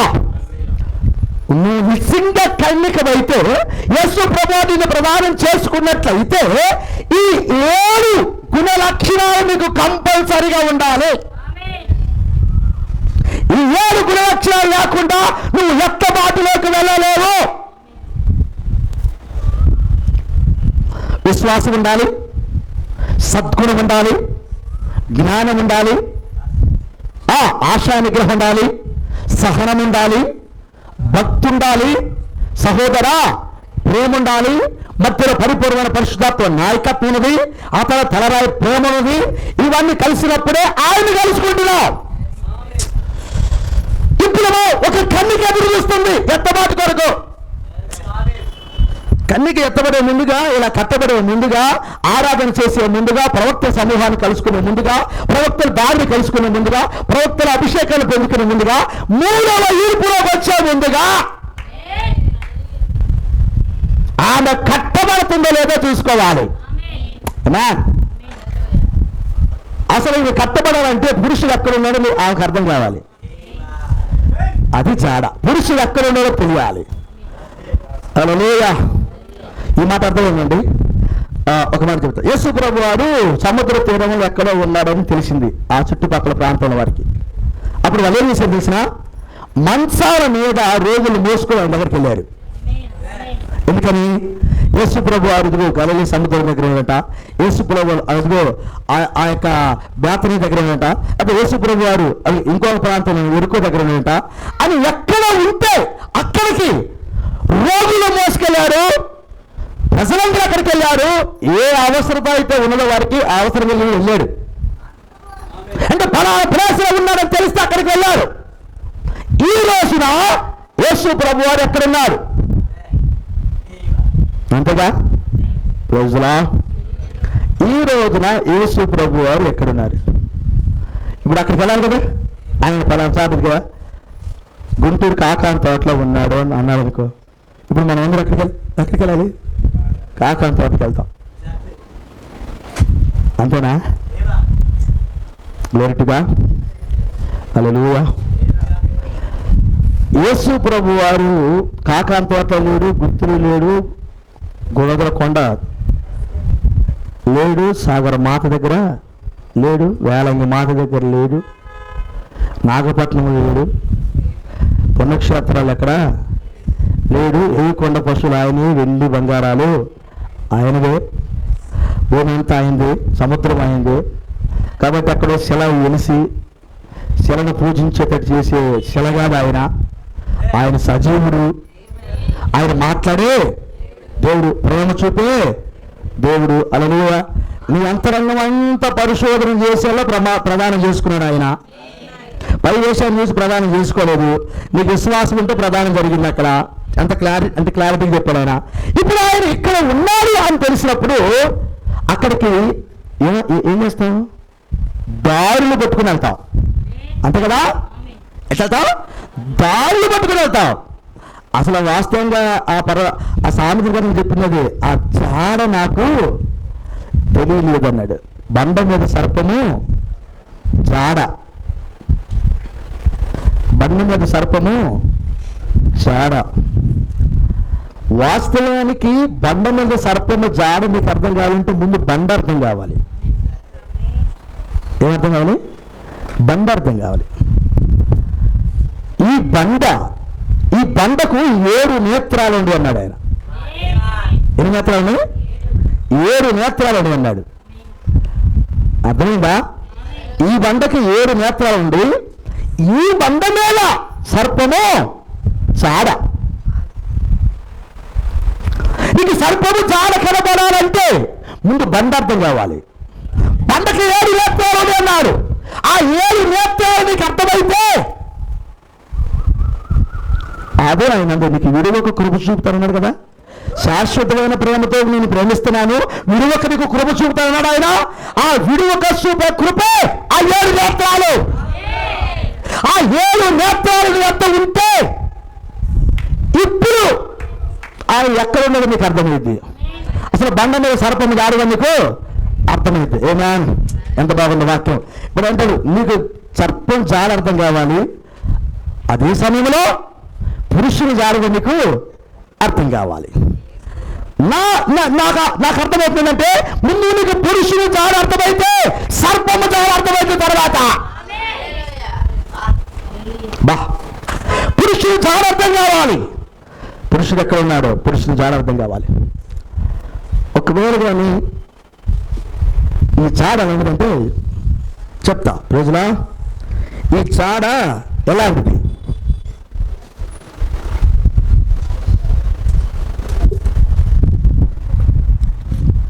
అమ్మా మా చర్చికి రాండి మీరు ఆహ్వానం తెలియజేస్తారు. ఎవరు? మీరే. ఇక్కడికి వచ్చిన మీరే మా చర్చికి రండి అని అంటారు. మీరు దేనికోసం ఆహ్వానం తెలియజేస్తారంటే మా చర్చిలో మంచి మెసేజ్ ఉంది, శివరకాలపు వర్తమానము, ఈ కాల ప్రవక్త ఇవన్నీ చెబుతూ రాడని, ఏం ద్వారా ఇవన్నీ చెబుతూ రాడని ఒక్కసారి మా చర్చికి రాయి అంటాం. లోపల ఉండేది ఇదే. ఏమని? ఈ కాల ప్రవక్తలు చెప్పాలి, ఎత్తబాటు మొత్తం పరుకున్న వాక్యం చెప్పాలి. ఇవన్నీ ఒకసారి చెప్పాడు అనుకో, ఏమవుతున్నాడు? ఎగ్గురు తూగుతురు అక్కడే అని చెప్పకుండా ఒకసారి రావు మా చర్చికి అంటాం. హల్లెలూయా. 2 వారాలు వచ్చిండు అట్లా అంటాం. ప్రజలా ఇక్కడ దేవుడు ఉన్న మాట వాస్తవమే, పరిపూర్ణ వాక్యం ఉన్న మాట వాస్తవమే, ఇక్కడ కన్యకలు ఉన్న మాట వాస్తవమే, కన్యకను కలుసుకున్న పురుషుడు ఉన్న మాట కూడా వాస్తవమే. హల్లెలూయా. అయితే ఎప్పుడైతే ఈ దారికి వాళ్ళు వస్తారో పురుషుని కలుసుకునే ముందుగా వారిని ఏం కలుసుకుంటే అంటే వరాలు కలుసుకుంటే. ఏం కలుసుకుంటే? వరాలు కలుసుకుంటే. ఆ కారణం చేతని ఈ జాడ అందరికి అర్థం కాల. ఈ మాట కొంచెం ముందుకెళ్ళండి. ఇప్పుడు యేసుప్రభు వారు ఇక్కడ ఉన్నాడని తెలిసింది అనుకో, ఈ చర్చిలో అనుకుంటాం, నీకు అర్థమవుతానికి ఇక్కడ ఉన్నాడు అనుకో. వచ్చినోడు ఈయన కలుసుకునే ముందుగా మధ్యలో ఏం కలుసుకుంటారంటే వాళ్ళు వరాలను కలుసుకుంటారు. ఎలా ఈ వరాలు వెళ్తాయంటే నీతిమంతుల మీద అనీతుల మంతుల మీద వర్షం పడతా ఉంటుంది.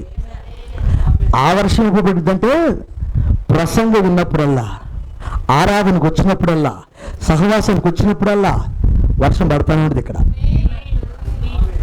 ఆ వర్షంలో నీకేం దొరుకుతాయి అంటే వరాలు దొరుకుతాయి. చర్చికి రాగానే ఇన్ని సంవత్సరాలు జరగని కార్యం ఒకటి జరిగింది. అమ్మయ్య, వామ్మో 10 సంవత్సరాల నుంచి జబ్బు నాకు బాగాలేదు, ఆ చర్చికి నా జబ్బు దెబ్బకే పోయింది, వాడు ఆ స్వస్థత పొందుకుని నాకు చాలా ఇంకా అని అతట. అర్థమైందా? ఒకరు ఆ స్వస్థమైన వరాలే తీసుకుంటారు.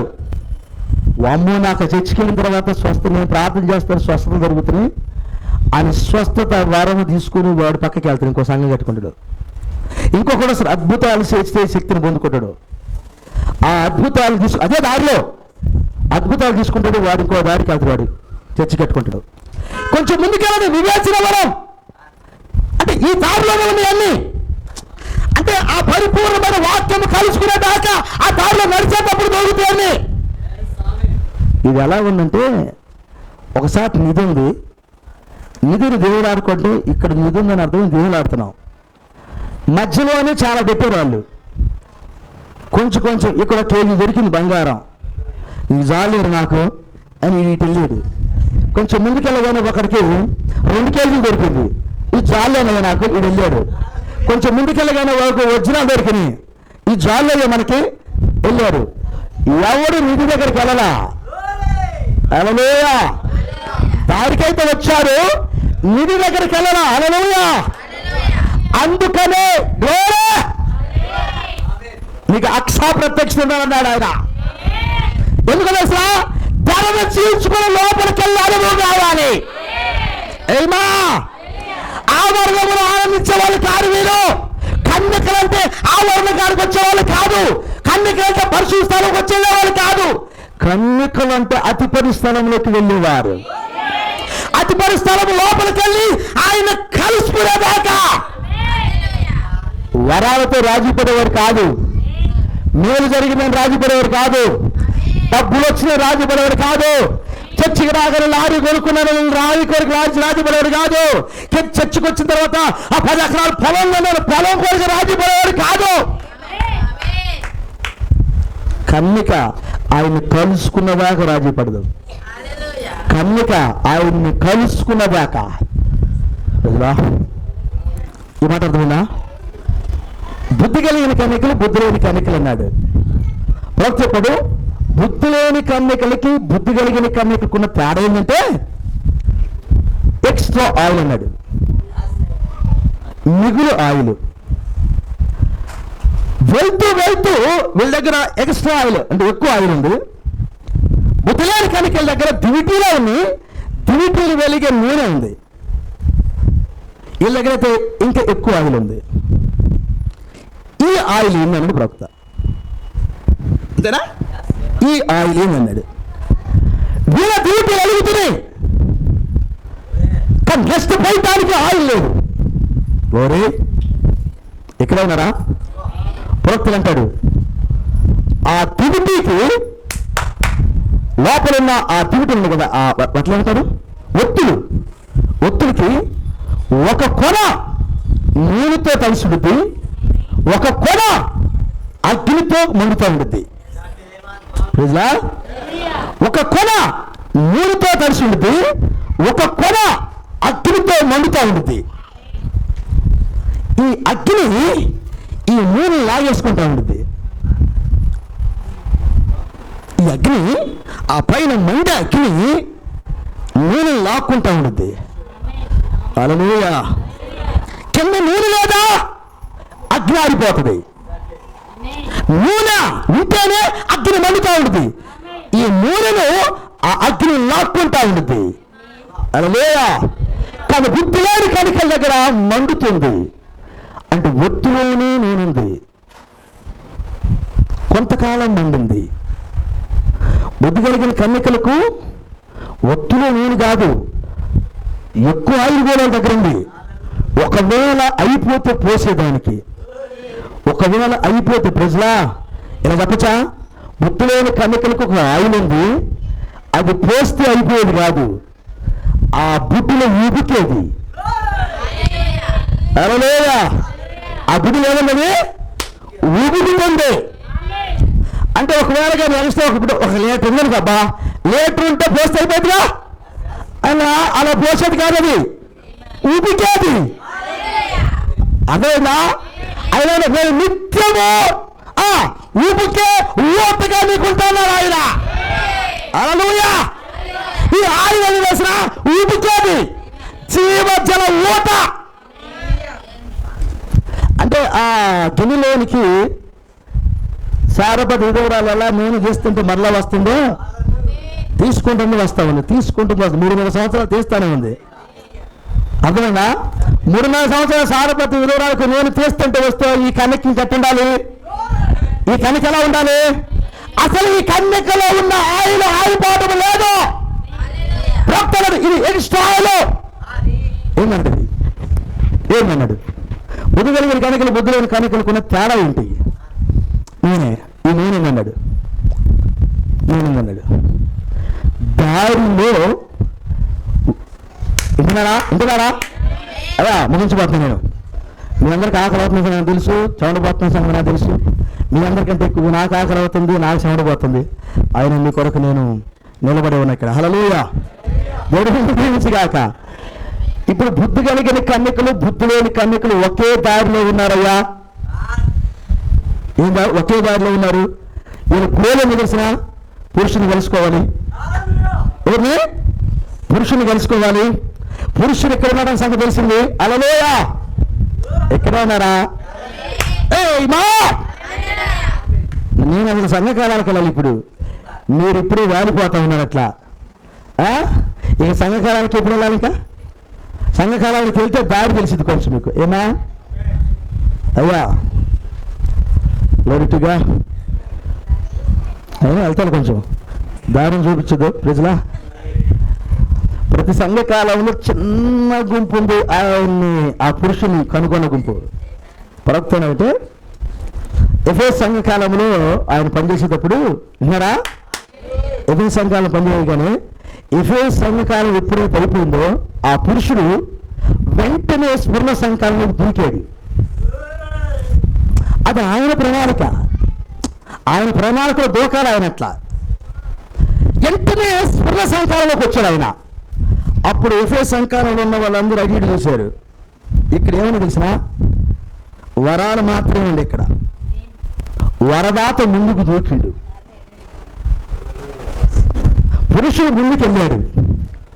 అప్పుడు వీళ్ళు ఏం చేశారంటే చాలు ఇంక ఈ వరాలు చాలు, ప్రార్థన చేస్తే స్వస్థలు జరుగుతున్నాయి, బంగారం వస్తుంది, అన్నీ వస్తుంది, బిర్యానీ వస్తుంది, ఇల్లు వస్తున్నాయి, బైకులు, ఇంక ఈ చాలనే ఉంది అనుకోని వీళ్ళందరూ వరాల దగ్గర ఉండిపోయారు.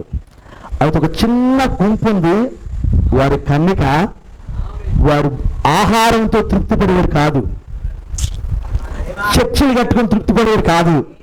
ఏమా వారు ఏదో దొరికితే తృప్తి పడేవారు కాదు. వారు ఎప్పుడు తృప్తి పడతారంటే ఆ పురుషుని కలుసుకుంటేనే తృప్తి పడతారు. మాట అర్థమైందా? 10 రోజులు మీ ఆయన కనబడకుండా కానీ నీకు ఎట్టినది అమ్మ నాయన ఏడవరు, ఏం ఏడ్చింది ఏడవరా? ఏడవడా అన్న 10 రోజులు మీ ఆవిడకి ఫోన్ చేయకుండా స్విచ్ ఆఫ్ చేసుకొని పెట్టుకో, కనబడకుండా. అప్పుడు ఎట్టినది ఏమి పిచ్చెక్కింది ఇక. ఎక్కడ ఏమో మా ఆయన ఎట్టిపోయాడు. 10 రోజులు అట్లా చేశారు. అయ్యా ఊరికి ఎగ్జాంపుల్ చెబుతున్నాను నేను. రెడీ అవుతున్నారండి ఎవరన్నా స్విచ్ ఆఫ్ చేసుకోవడానికి. ఊరికి అట్ట చేసి ఎలా ఉంటుంది, వీళ్ళకి పిచ్చి ఎక్కిద్ది. నిజం. భార్య కనపడిపోయినా ఈయన కూడా అంతే. సమాధుల దొడ్డికి అప్పుడప్పుడు అలా మీరు కొంతమంది సమాధుల మీద కూర్చొని ఉంటారు. వాళ్ళని ఇంటర్వ్యూ చేయండి కొంచెం, ఏం లేదు ఇక్కడ కూర్చున్నామంటే అప్పుడు వాళ్ళు చెబుతారు, కరెక్ట్గా ఇష్టం చెబుతారు. అప్పుడు నన్ను ఎందుకు ఇక్కడ తీసుకురాలేదు తొందరగా అంటాడు ఆయన. అబ్బో నీకు చాలా ముదిరిగా అయిపించి ఆయనకి ఆయన ధనం పెట్టి రావడం మనం సమాధి దొడ్లకి వెళ్తే కొంతమంది సమాధుల మీద కూర్చొని ఉంటారు. ఎందుకంటే భార్య చచ్చిపోయి కింద ఉంది, పైన కూర్చుంటాడు ఈయన. లోపల ఉందయ్యా, లోపల ఉందయ్యా అంటాడు ఈయన. ఎవరున్నారు లోపల? ఇంక చెప్పేది కదా వ్యవహారం. ప్రేమ, ఆ భార్య ప్రేమ. ఈ శరీరానికి ఇంత ప్రేమ అయితే ఇంకా ఆయనకి ఎంత ప్రేమ ఉండాలి సార్? శాశ్వతమైన ప్రేమ. అసలు నిన్ను చూడకుండా ఉండలేదు అనేది ఆ ప్రేమ. హల్లెలూయా. కాబట్టి ఈ ప్రేమలో ఆ ప్రేమమయుని, ఆ ప్రేమ మూర్తిని కలుసుకోవడానికి ప్రయాణమయ్యారు ఇద్దరు కన్యకలు. దారి అయితే తెలిసింది. ఏమా అయితే సంఘకాలంలో ఎలా ఉంటుందంటే, ఈయన ఎఫెసు సంఘకాలంలోకి వచ్చాడా, అక్కడ పని అయిపోయిన తర్వాత స్పర్ణ సంఘాలను అట్లా వెళ్ళాడు ఆయన ముందుకి. అప్పుడు వీళ్ళు ఏం చేశారంటే స్పర్ణ సంఘాలకి వెళ్ళకుండా ప్రజలా ఇక్కడే ఉన్నాడు. విషయం ఏంటంటే ఎఫెసు సంఘ కాలంలో ఒక వ్యక్తిని వాడుకోవాలి ఆయన. ఆ వ్యక్తిని వాడుకున్నాడు. ఆ వ్యక్తి పని అయిపోయింది. ఇప్పుడు రెండో వ్యక్తి కొరకు ఆయన రెడీగా ఉన్నాడు. రెండో వ్యక్తి రావాలి, రెండో నక్షత్రం రావాలి, రెండో నేత్రం అక్కడికి రావాలి. ఆ బండకున్న 7 నేత్రాలు ఒక నేత్రం అక్కడికి రావాలి. ఆ పని కోసం ముందుకు చూశాడు ఆయన. మనుషులందరూ ఏం చేశారు తెలిసినా? అక్కడ ఆగారు, అందరూ ఆడాగారు. అయితే కొందరు కన్యకలు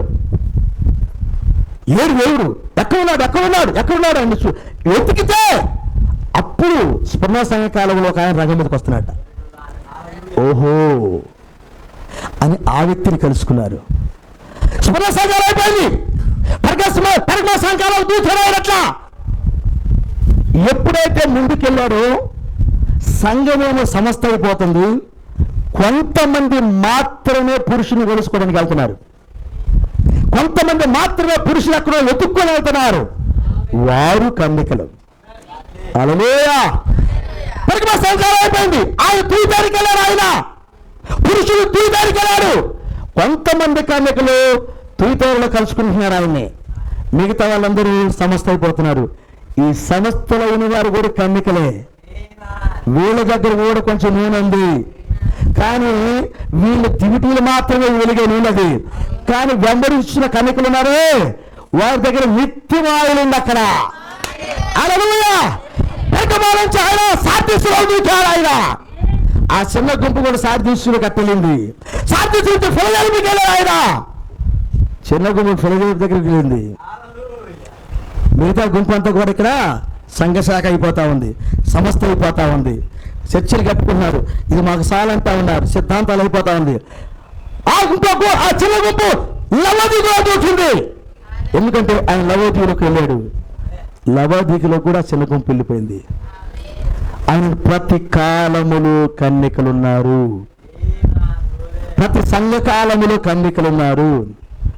ఆదాం కాలంలో ఉన్నారు, నోవా కాలంలో ఉన్నారు, మోషే కాలంలో ఉన్నారు, అబ్రహాం గారి కాలంలో ఉన్నారు, ఏమాన్ ప్రవక్త కాలంలో ఉన్నారు. హల్లెలూయా. అన్ని తరుల కాలంలో ఆ వారికి 7 సంఘకాలాల్లో కూడా కన్యకలు ఉన్నారు. వారి పురుషుడు ఎక్కడికి వెళ్తే అక్కడికి వెళ్తున్నారు. అందుకని ఈ పురుషుడు జాడ బుద్ధి కలిగిన కన్యకలకు తెలియదు. వాళ్ళు ఆ జాడలో ఆ మార్గంలో ఉన్నారు, కానీ వారి శరీరానికి కావలసిన ఆశీర్వాదాలు తీసుకుని ఆగారు. కానీ ఈ కన్యకలైతే ఆయన్ని కలుసుకునేంత వరకు ఆగేవాళ్ళు కాదు. నిజమా? అర్థమైందా? 7వ సంఘకాలంలో ఇద్దరు కన్యకలు, బుద్ధి కలిగిన కన్యకలు, బుద్ధి లేని కన్యకలు. ప్రవక్త నిన్న ఆశీస్సులో ఒక మంచి కోట్ చదివించాడు. మీరు విన్నారు లేదు? అన్నాడు, ఈ బుద్ధి లేని కన్యకలు ఎవరో కాదు, కానీ క్రీస్తు విరోధి ఆత్మ అని చదివించాడు ప్రవక్త కోడు. ఈ బుద్ధి లేని కన్యకలు ఎవరో కాదు, కానీ క్రీస్తు విరోధి ఆత్మ అన్నాడు. వీళ్ళు చర్చిల దగ్గర, వరాల దగ్గర, శరీర అవస్థల దగ్గర ఆగినవారు. 9 రకాల వరాల దగ్గర ఆగినవారు. వీళ్ళ దగ్గర అభిషేకం ఉంది, వీళ్ళు ప్రార్థన చేశారు, వీళ్ళు దీర్ఘ ప్రార్థన చేశారు, వీళ్ళు కూడా ఉపవాస ప్రార్థన చేశారు, వీళ్ళు కోటాలు పెట్టారు, వీళ్ళు కూడా దేవుని గురించి పాడారు, అంతా ఇంత ఐశారు. అయినా వీళ్ళు క్రీస్తు విరోధి ఆత్మ కలిగిన వారు అన్నాడు. ఒక చిన్న గుంపు ఉంది, చిన్న కన్నిక ఉంది అక్కడ, అంతఃపురంలోకి వెళ్ళిన దాకా ఆగని కన్నిక. ఈ కన్నికకు ఉన్న ప్రత్యేకత ఏంటంటే ఎక్స్ట్రా ఆయిల్ అన్నాడు. ఈ ఎక్స్ట్రా ఆయిల్ ఏదో కాదు కానీ అది పరిశుద్ధాత్మ అన్నాడు. ఏంటది? దేవుడు నీ లోపల ఉండుట, దేవుడు నిన్ను నడిపించుట, దేవుడు నీలో ఉండి నీకు కావలసినవన్నీ మాట్లాడుట, దేవుడు తన ప్రణాళికను నీలో ఉండి చెప్పుట. నీలో లేకుండా దేవుడి ప్రణాళిక నీకు ఎన్నడూ అర్థం కాదు. ఆయన నీలో లేకుండా పాపాన్ని జయించలేవు. ఆయన నీలో లేకుండా నువ్వెన్నడూ కన్యకలు కావు. ఆయన చాడ నీకు అసలు తెలియదు. ఆయన నీలో ఉంటే పురుషుని చాడ ఏదో కాదు కానీ పరిపూర్ణమైన వాక్యమే. అది 3వ ఈడ్పు, అది 7వ ముద్ర. ఎన్ని చాడా? అది 7వ ముద్ర. అది ఆయన రాకడా, అది ఎత్తబట్టానికి 3వ ఈడ్పు, అది పరిపూర్ణమైన వాక్యము. హల్లెలూయా. ఈ చాడ ఆగురు అన్నాడు, నాకు గ్రహింపుకు రాలేదయ్యా అన్నాడు. అర్థమైందా? తల మీదకి వెళ్ళిపోతా ఉందా? దరిదాపులు వెళ్తుంది అనుకుంటా. ఏయా, ఎండ తీవ్రత, ఒక్కపోత, ఆకలి బాధ, అన్ని బాధలు ఏకంగా గుద్దుతూ ఉన్నాయి. కాబట్టి ఇంక లోపలికి ఆడకెళ్ళిద్ది, ఇంకా ఆపటం మంచిది. ప్రజలా హల్లెలూయా. కొంచెం అర్థమైందండి? కన్యకతో పురుషుని అసలు జాడకాడికి మన రాళ్ళ ప్రకటన గ్రంథం కాడికి. హల్లెలూయా. ఆయన ఎక్కడున్నాడు? అక్కడికి వెళ్ళేదానికి ఒక పక్షిరాజు రెక్కలు 2 ఇవ్వబడి అంట. ఎక్కడికి? సింహాసనం దగ్గరికి ఎగిరిపోవడానికి ఈ కన్యకకి 2 రెక్కలు ఇవ్వబడ్డాయి అన్నాడు. ఏం రెక్కలు? పక్షిరాజు 2 రెక్కలు ఇవ్వబడ్డాయి. ఎందుకు ఇవ్వబడ్డాయి అంటే ఆయన ఎక్కడున్నాడో అక్కడికి ఎగిరిపోవడానికి. మరి మీకున్నాయా రెక్కలు? ఏవా చూపిస్తా రెక్కలేనా? 2 చేతులు కాదు, ఈ రెక్క ఒకటి, ఈ రెక్క ఒకటి చూడడానికి. ఇది కాదు, మరే రెక్కలు? 2 రెక్కలు ఏంటంట. ఆయన ఎక్కడున్నాడు అక్కడికి ఎగిరిపోవడానికి. ఇవి కూడా ఎందుకు ఇవ్వబడి తెలిసిన?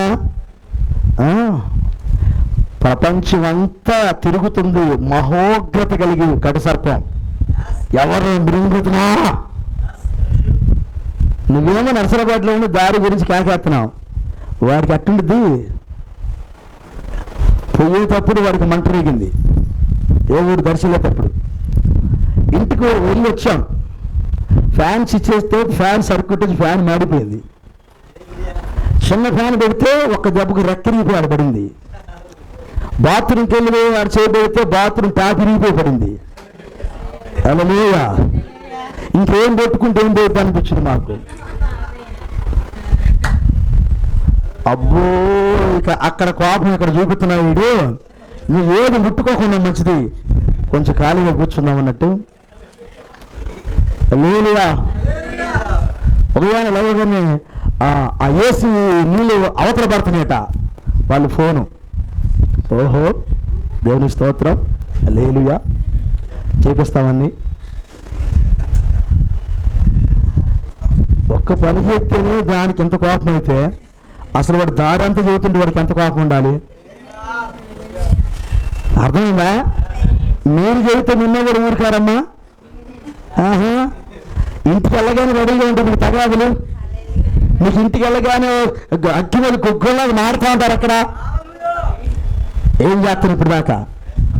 ఇంత టైం ఉంది, ఇంత టైం ఉంది, అంత తేలిగ్గా వదిలిపెడతాడు.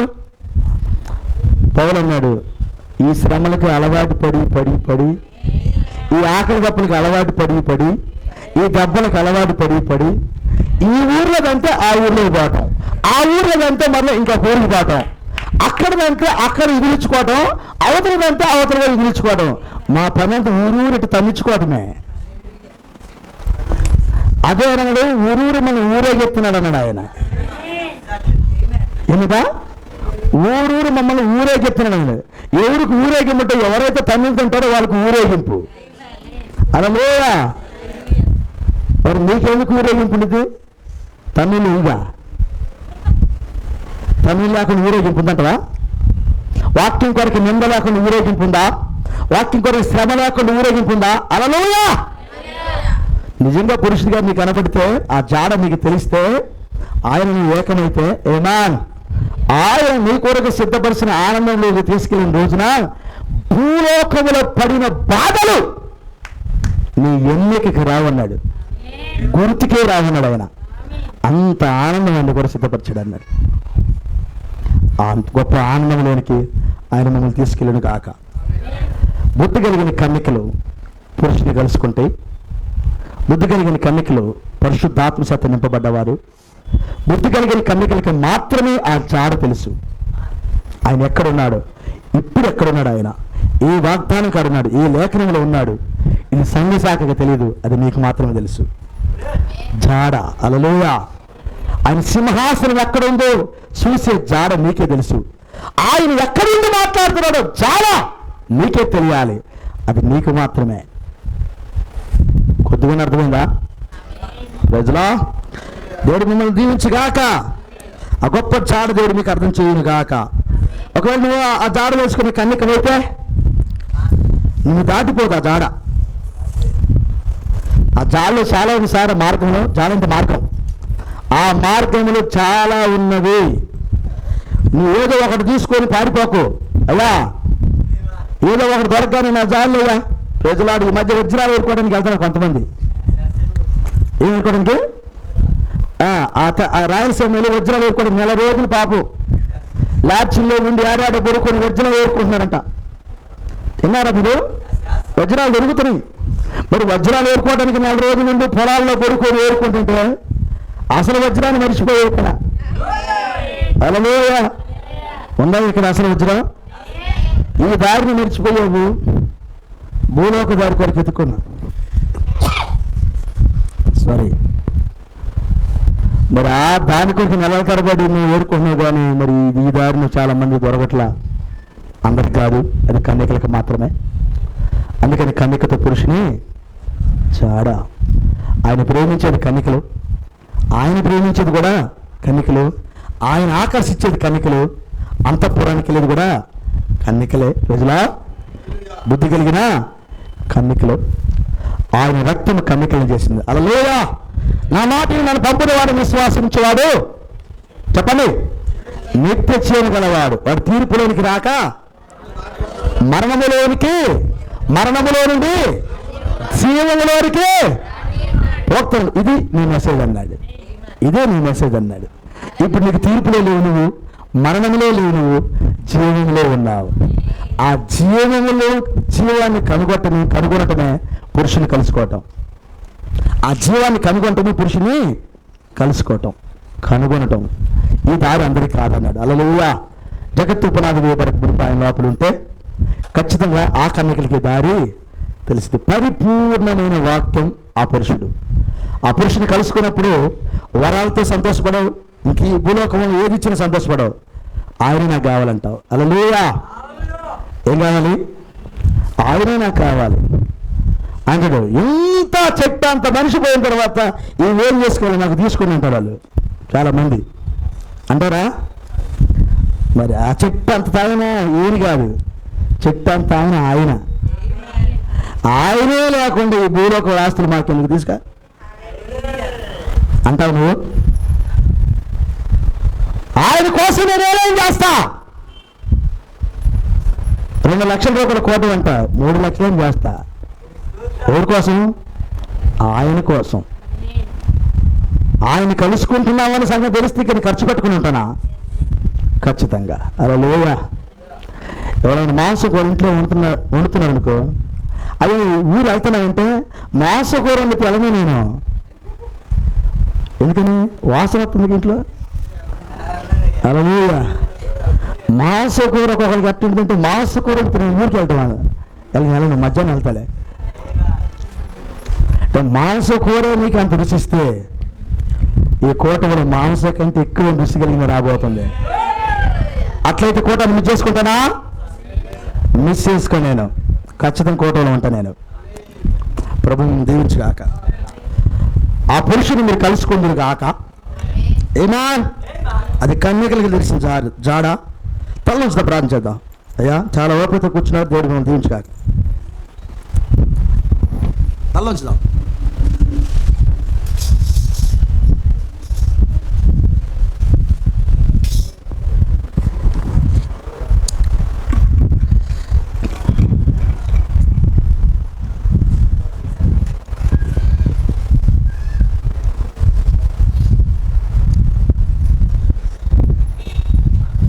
పెండ్లి కుమారుని యొక్క వర్తమానము పెండ్లి విందుకై సిద్ధపరచుచున్నది.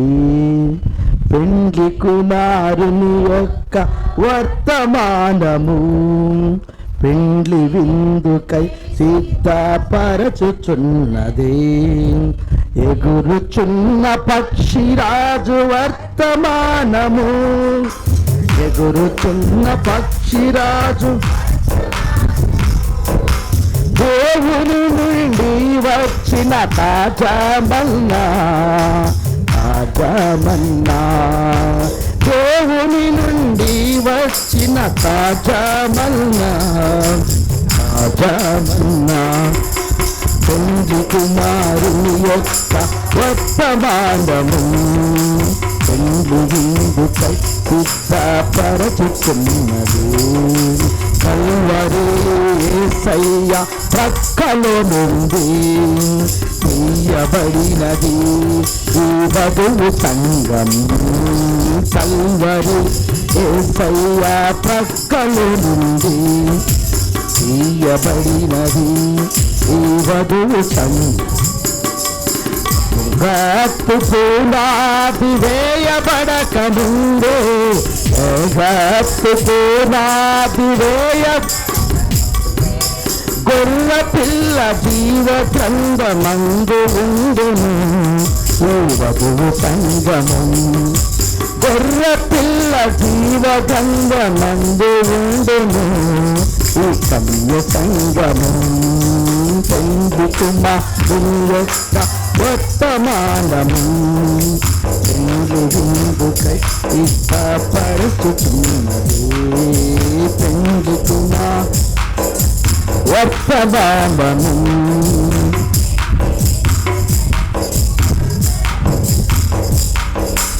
ఈ భూమి ఆకాశపు కృత్యములన్నీ వికటమైన వేంద్రముతో మారిపోవును. ఈ భూమి ఆకాశపు కృత్యములన్నీ వికటమైన వేంద్రముతో కొత్త ఆకాశం కొత్త భూమి ఉండును. కొత్త ఆకాశం కొత్త భూమి ఉండును. నిత్యమగు ఏదేను మనకు స్వంతము నిత్య నివాసం. నిత్యమగు మనకు స్వంతము నిత్య నివాసం. పెండ్లి కుమారు వర్తమానము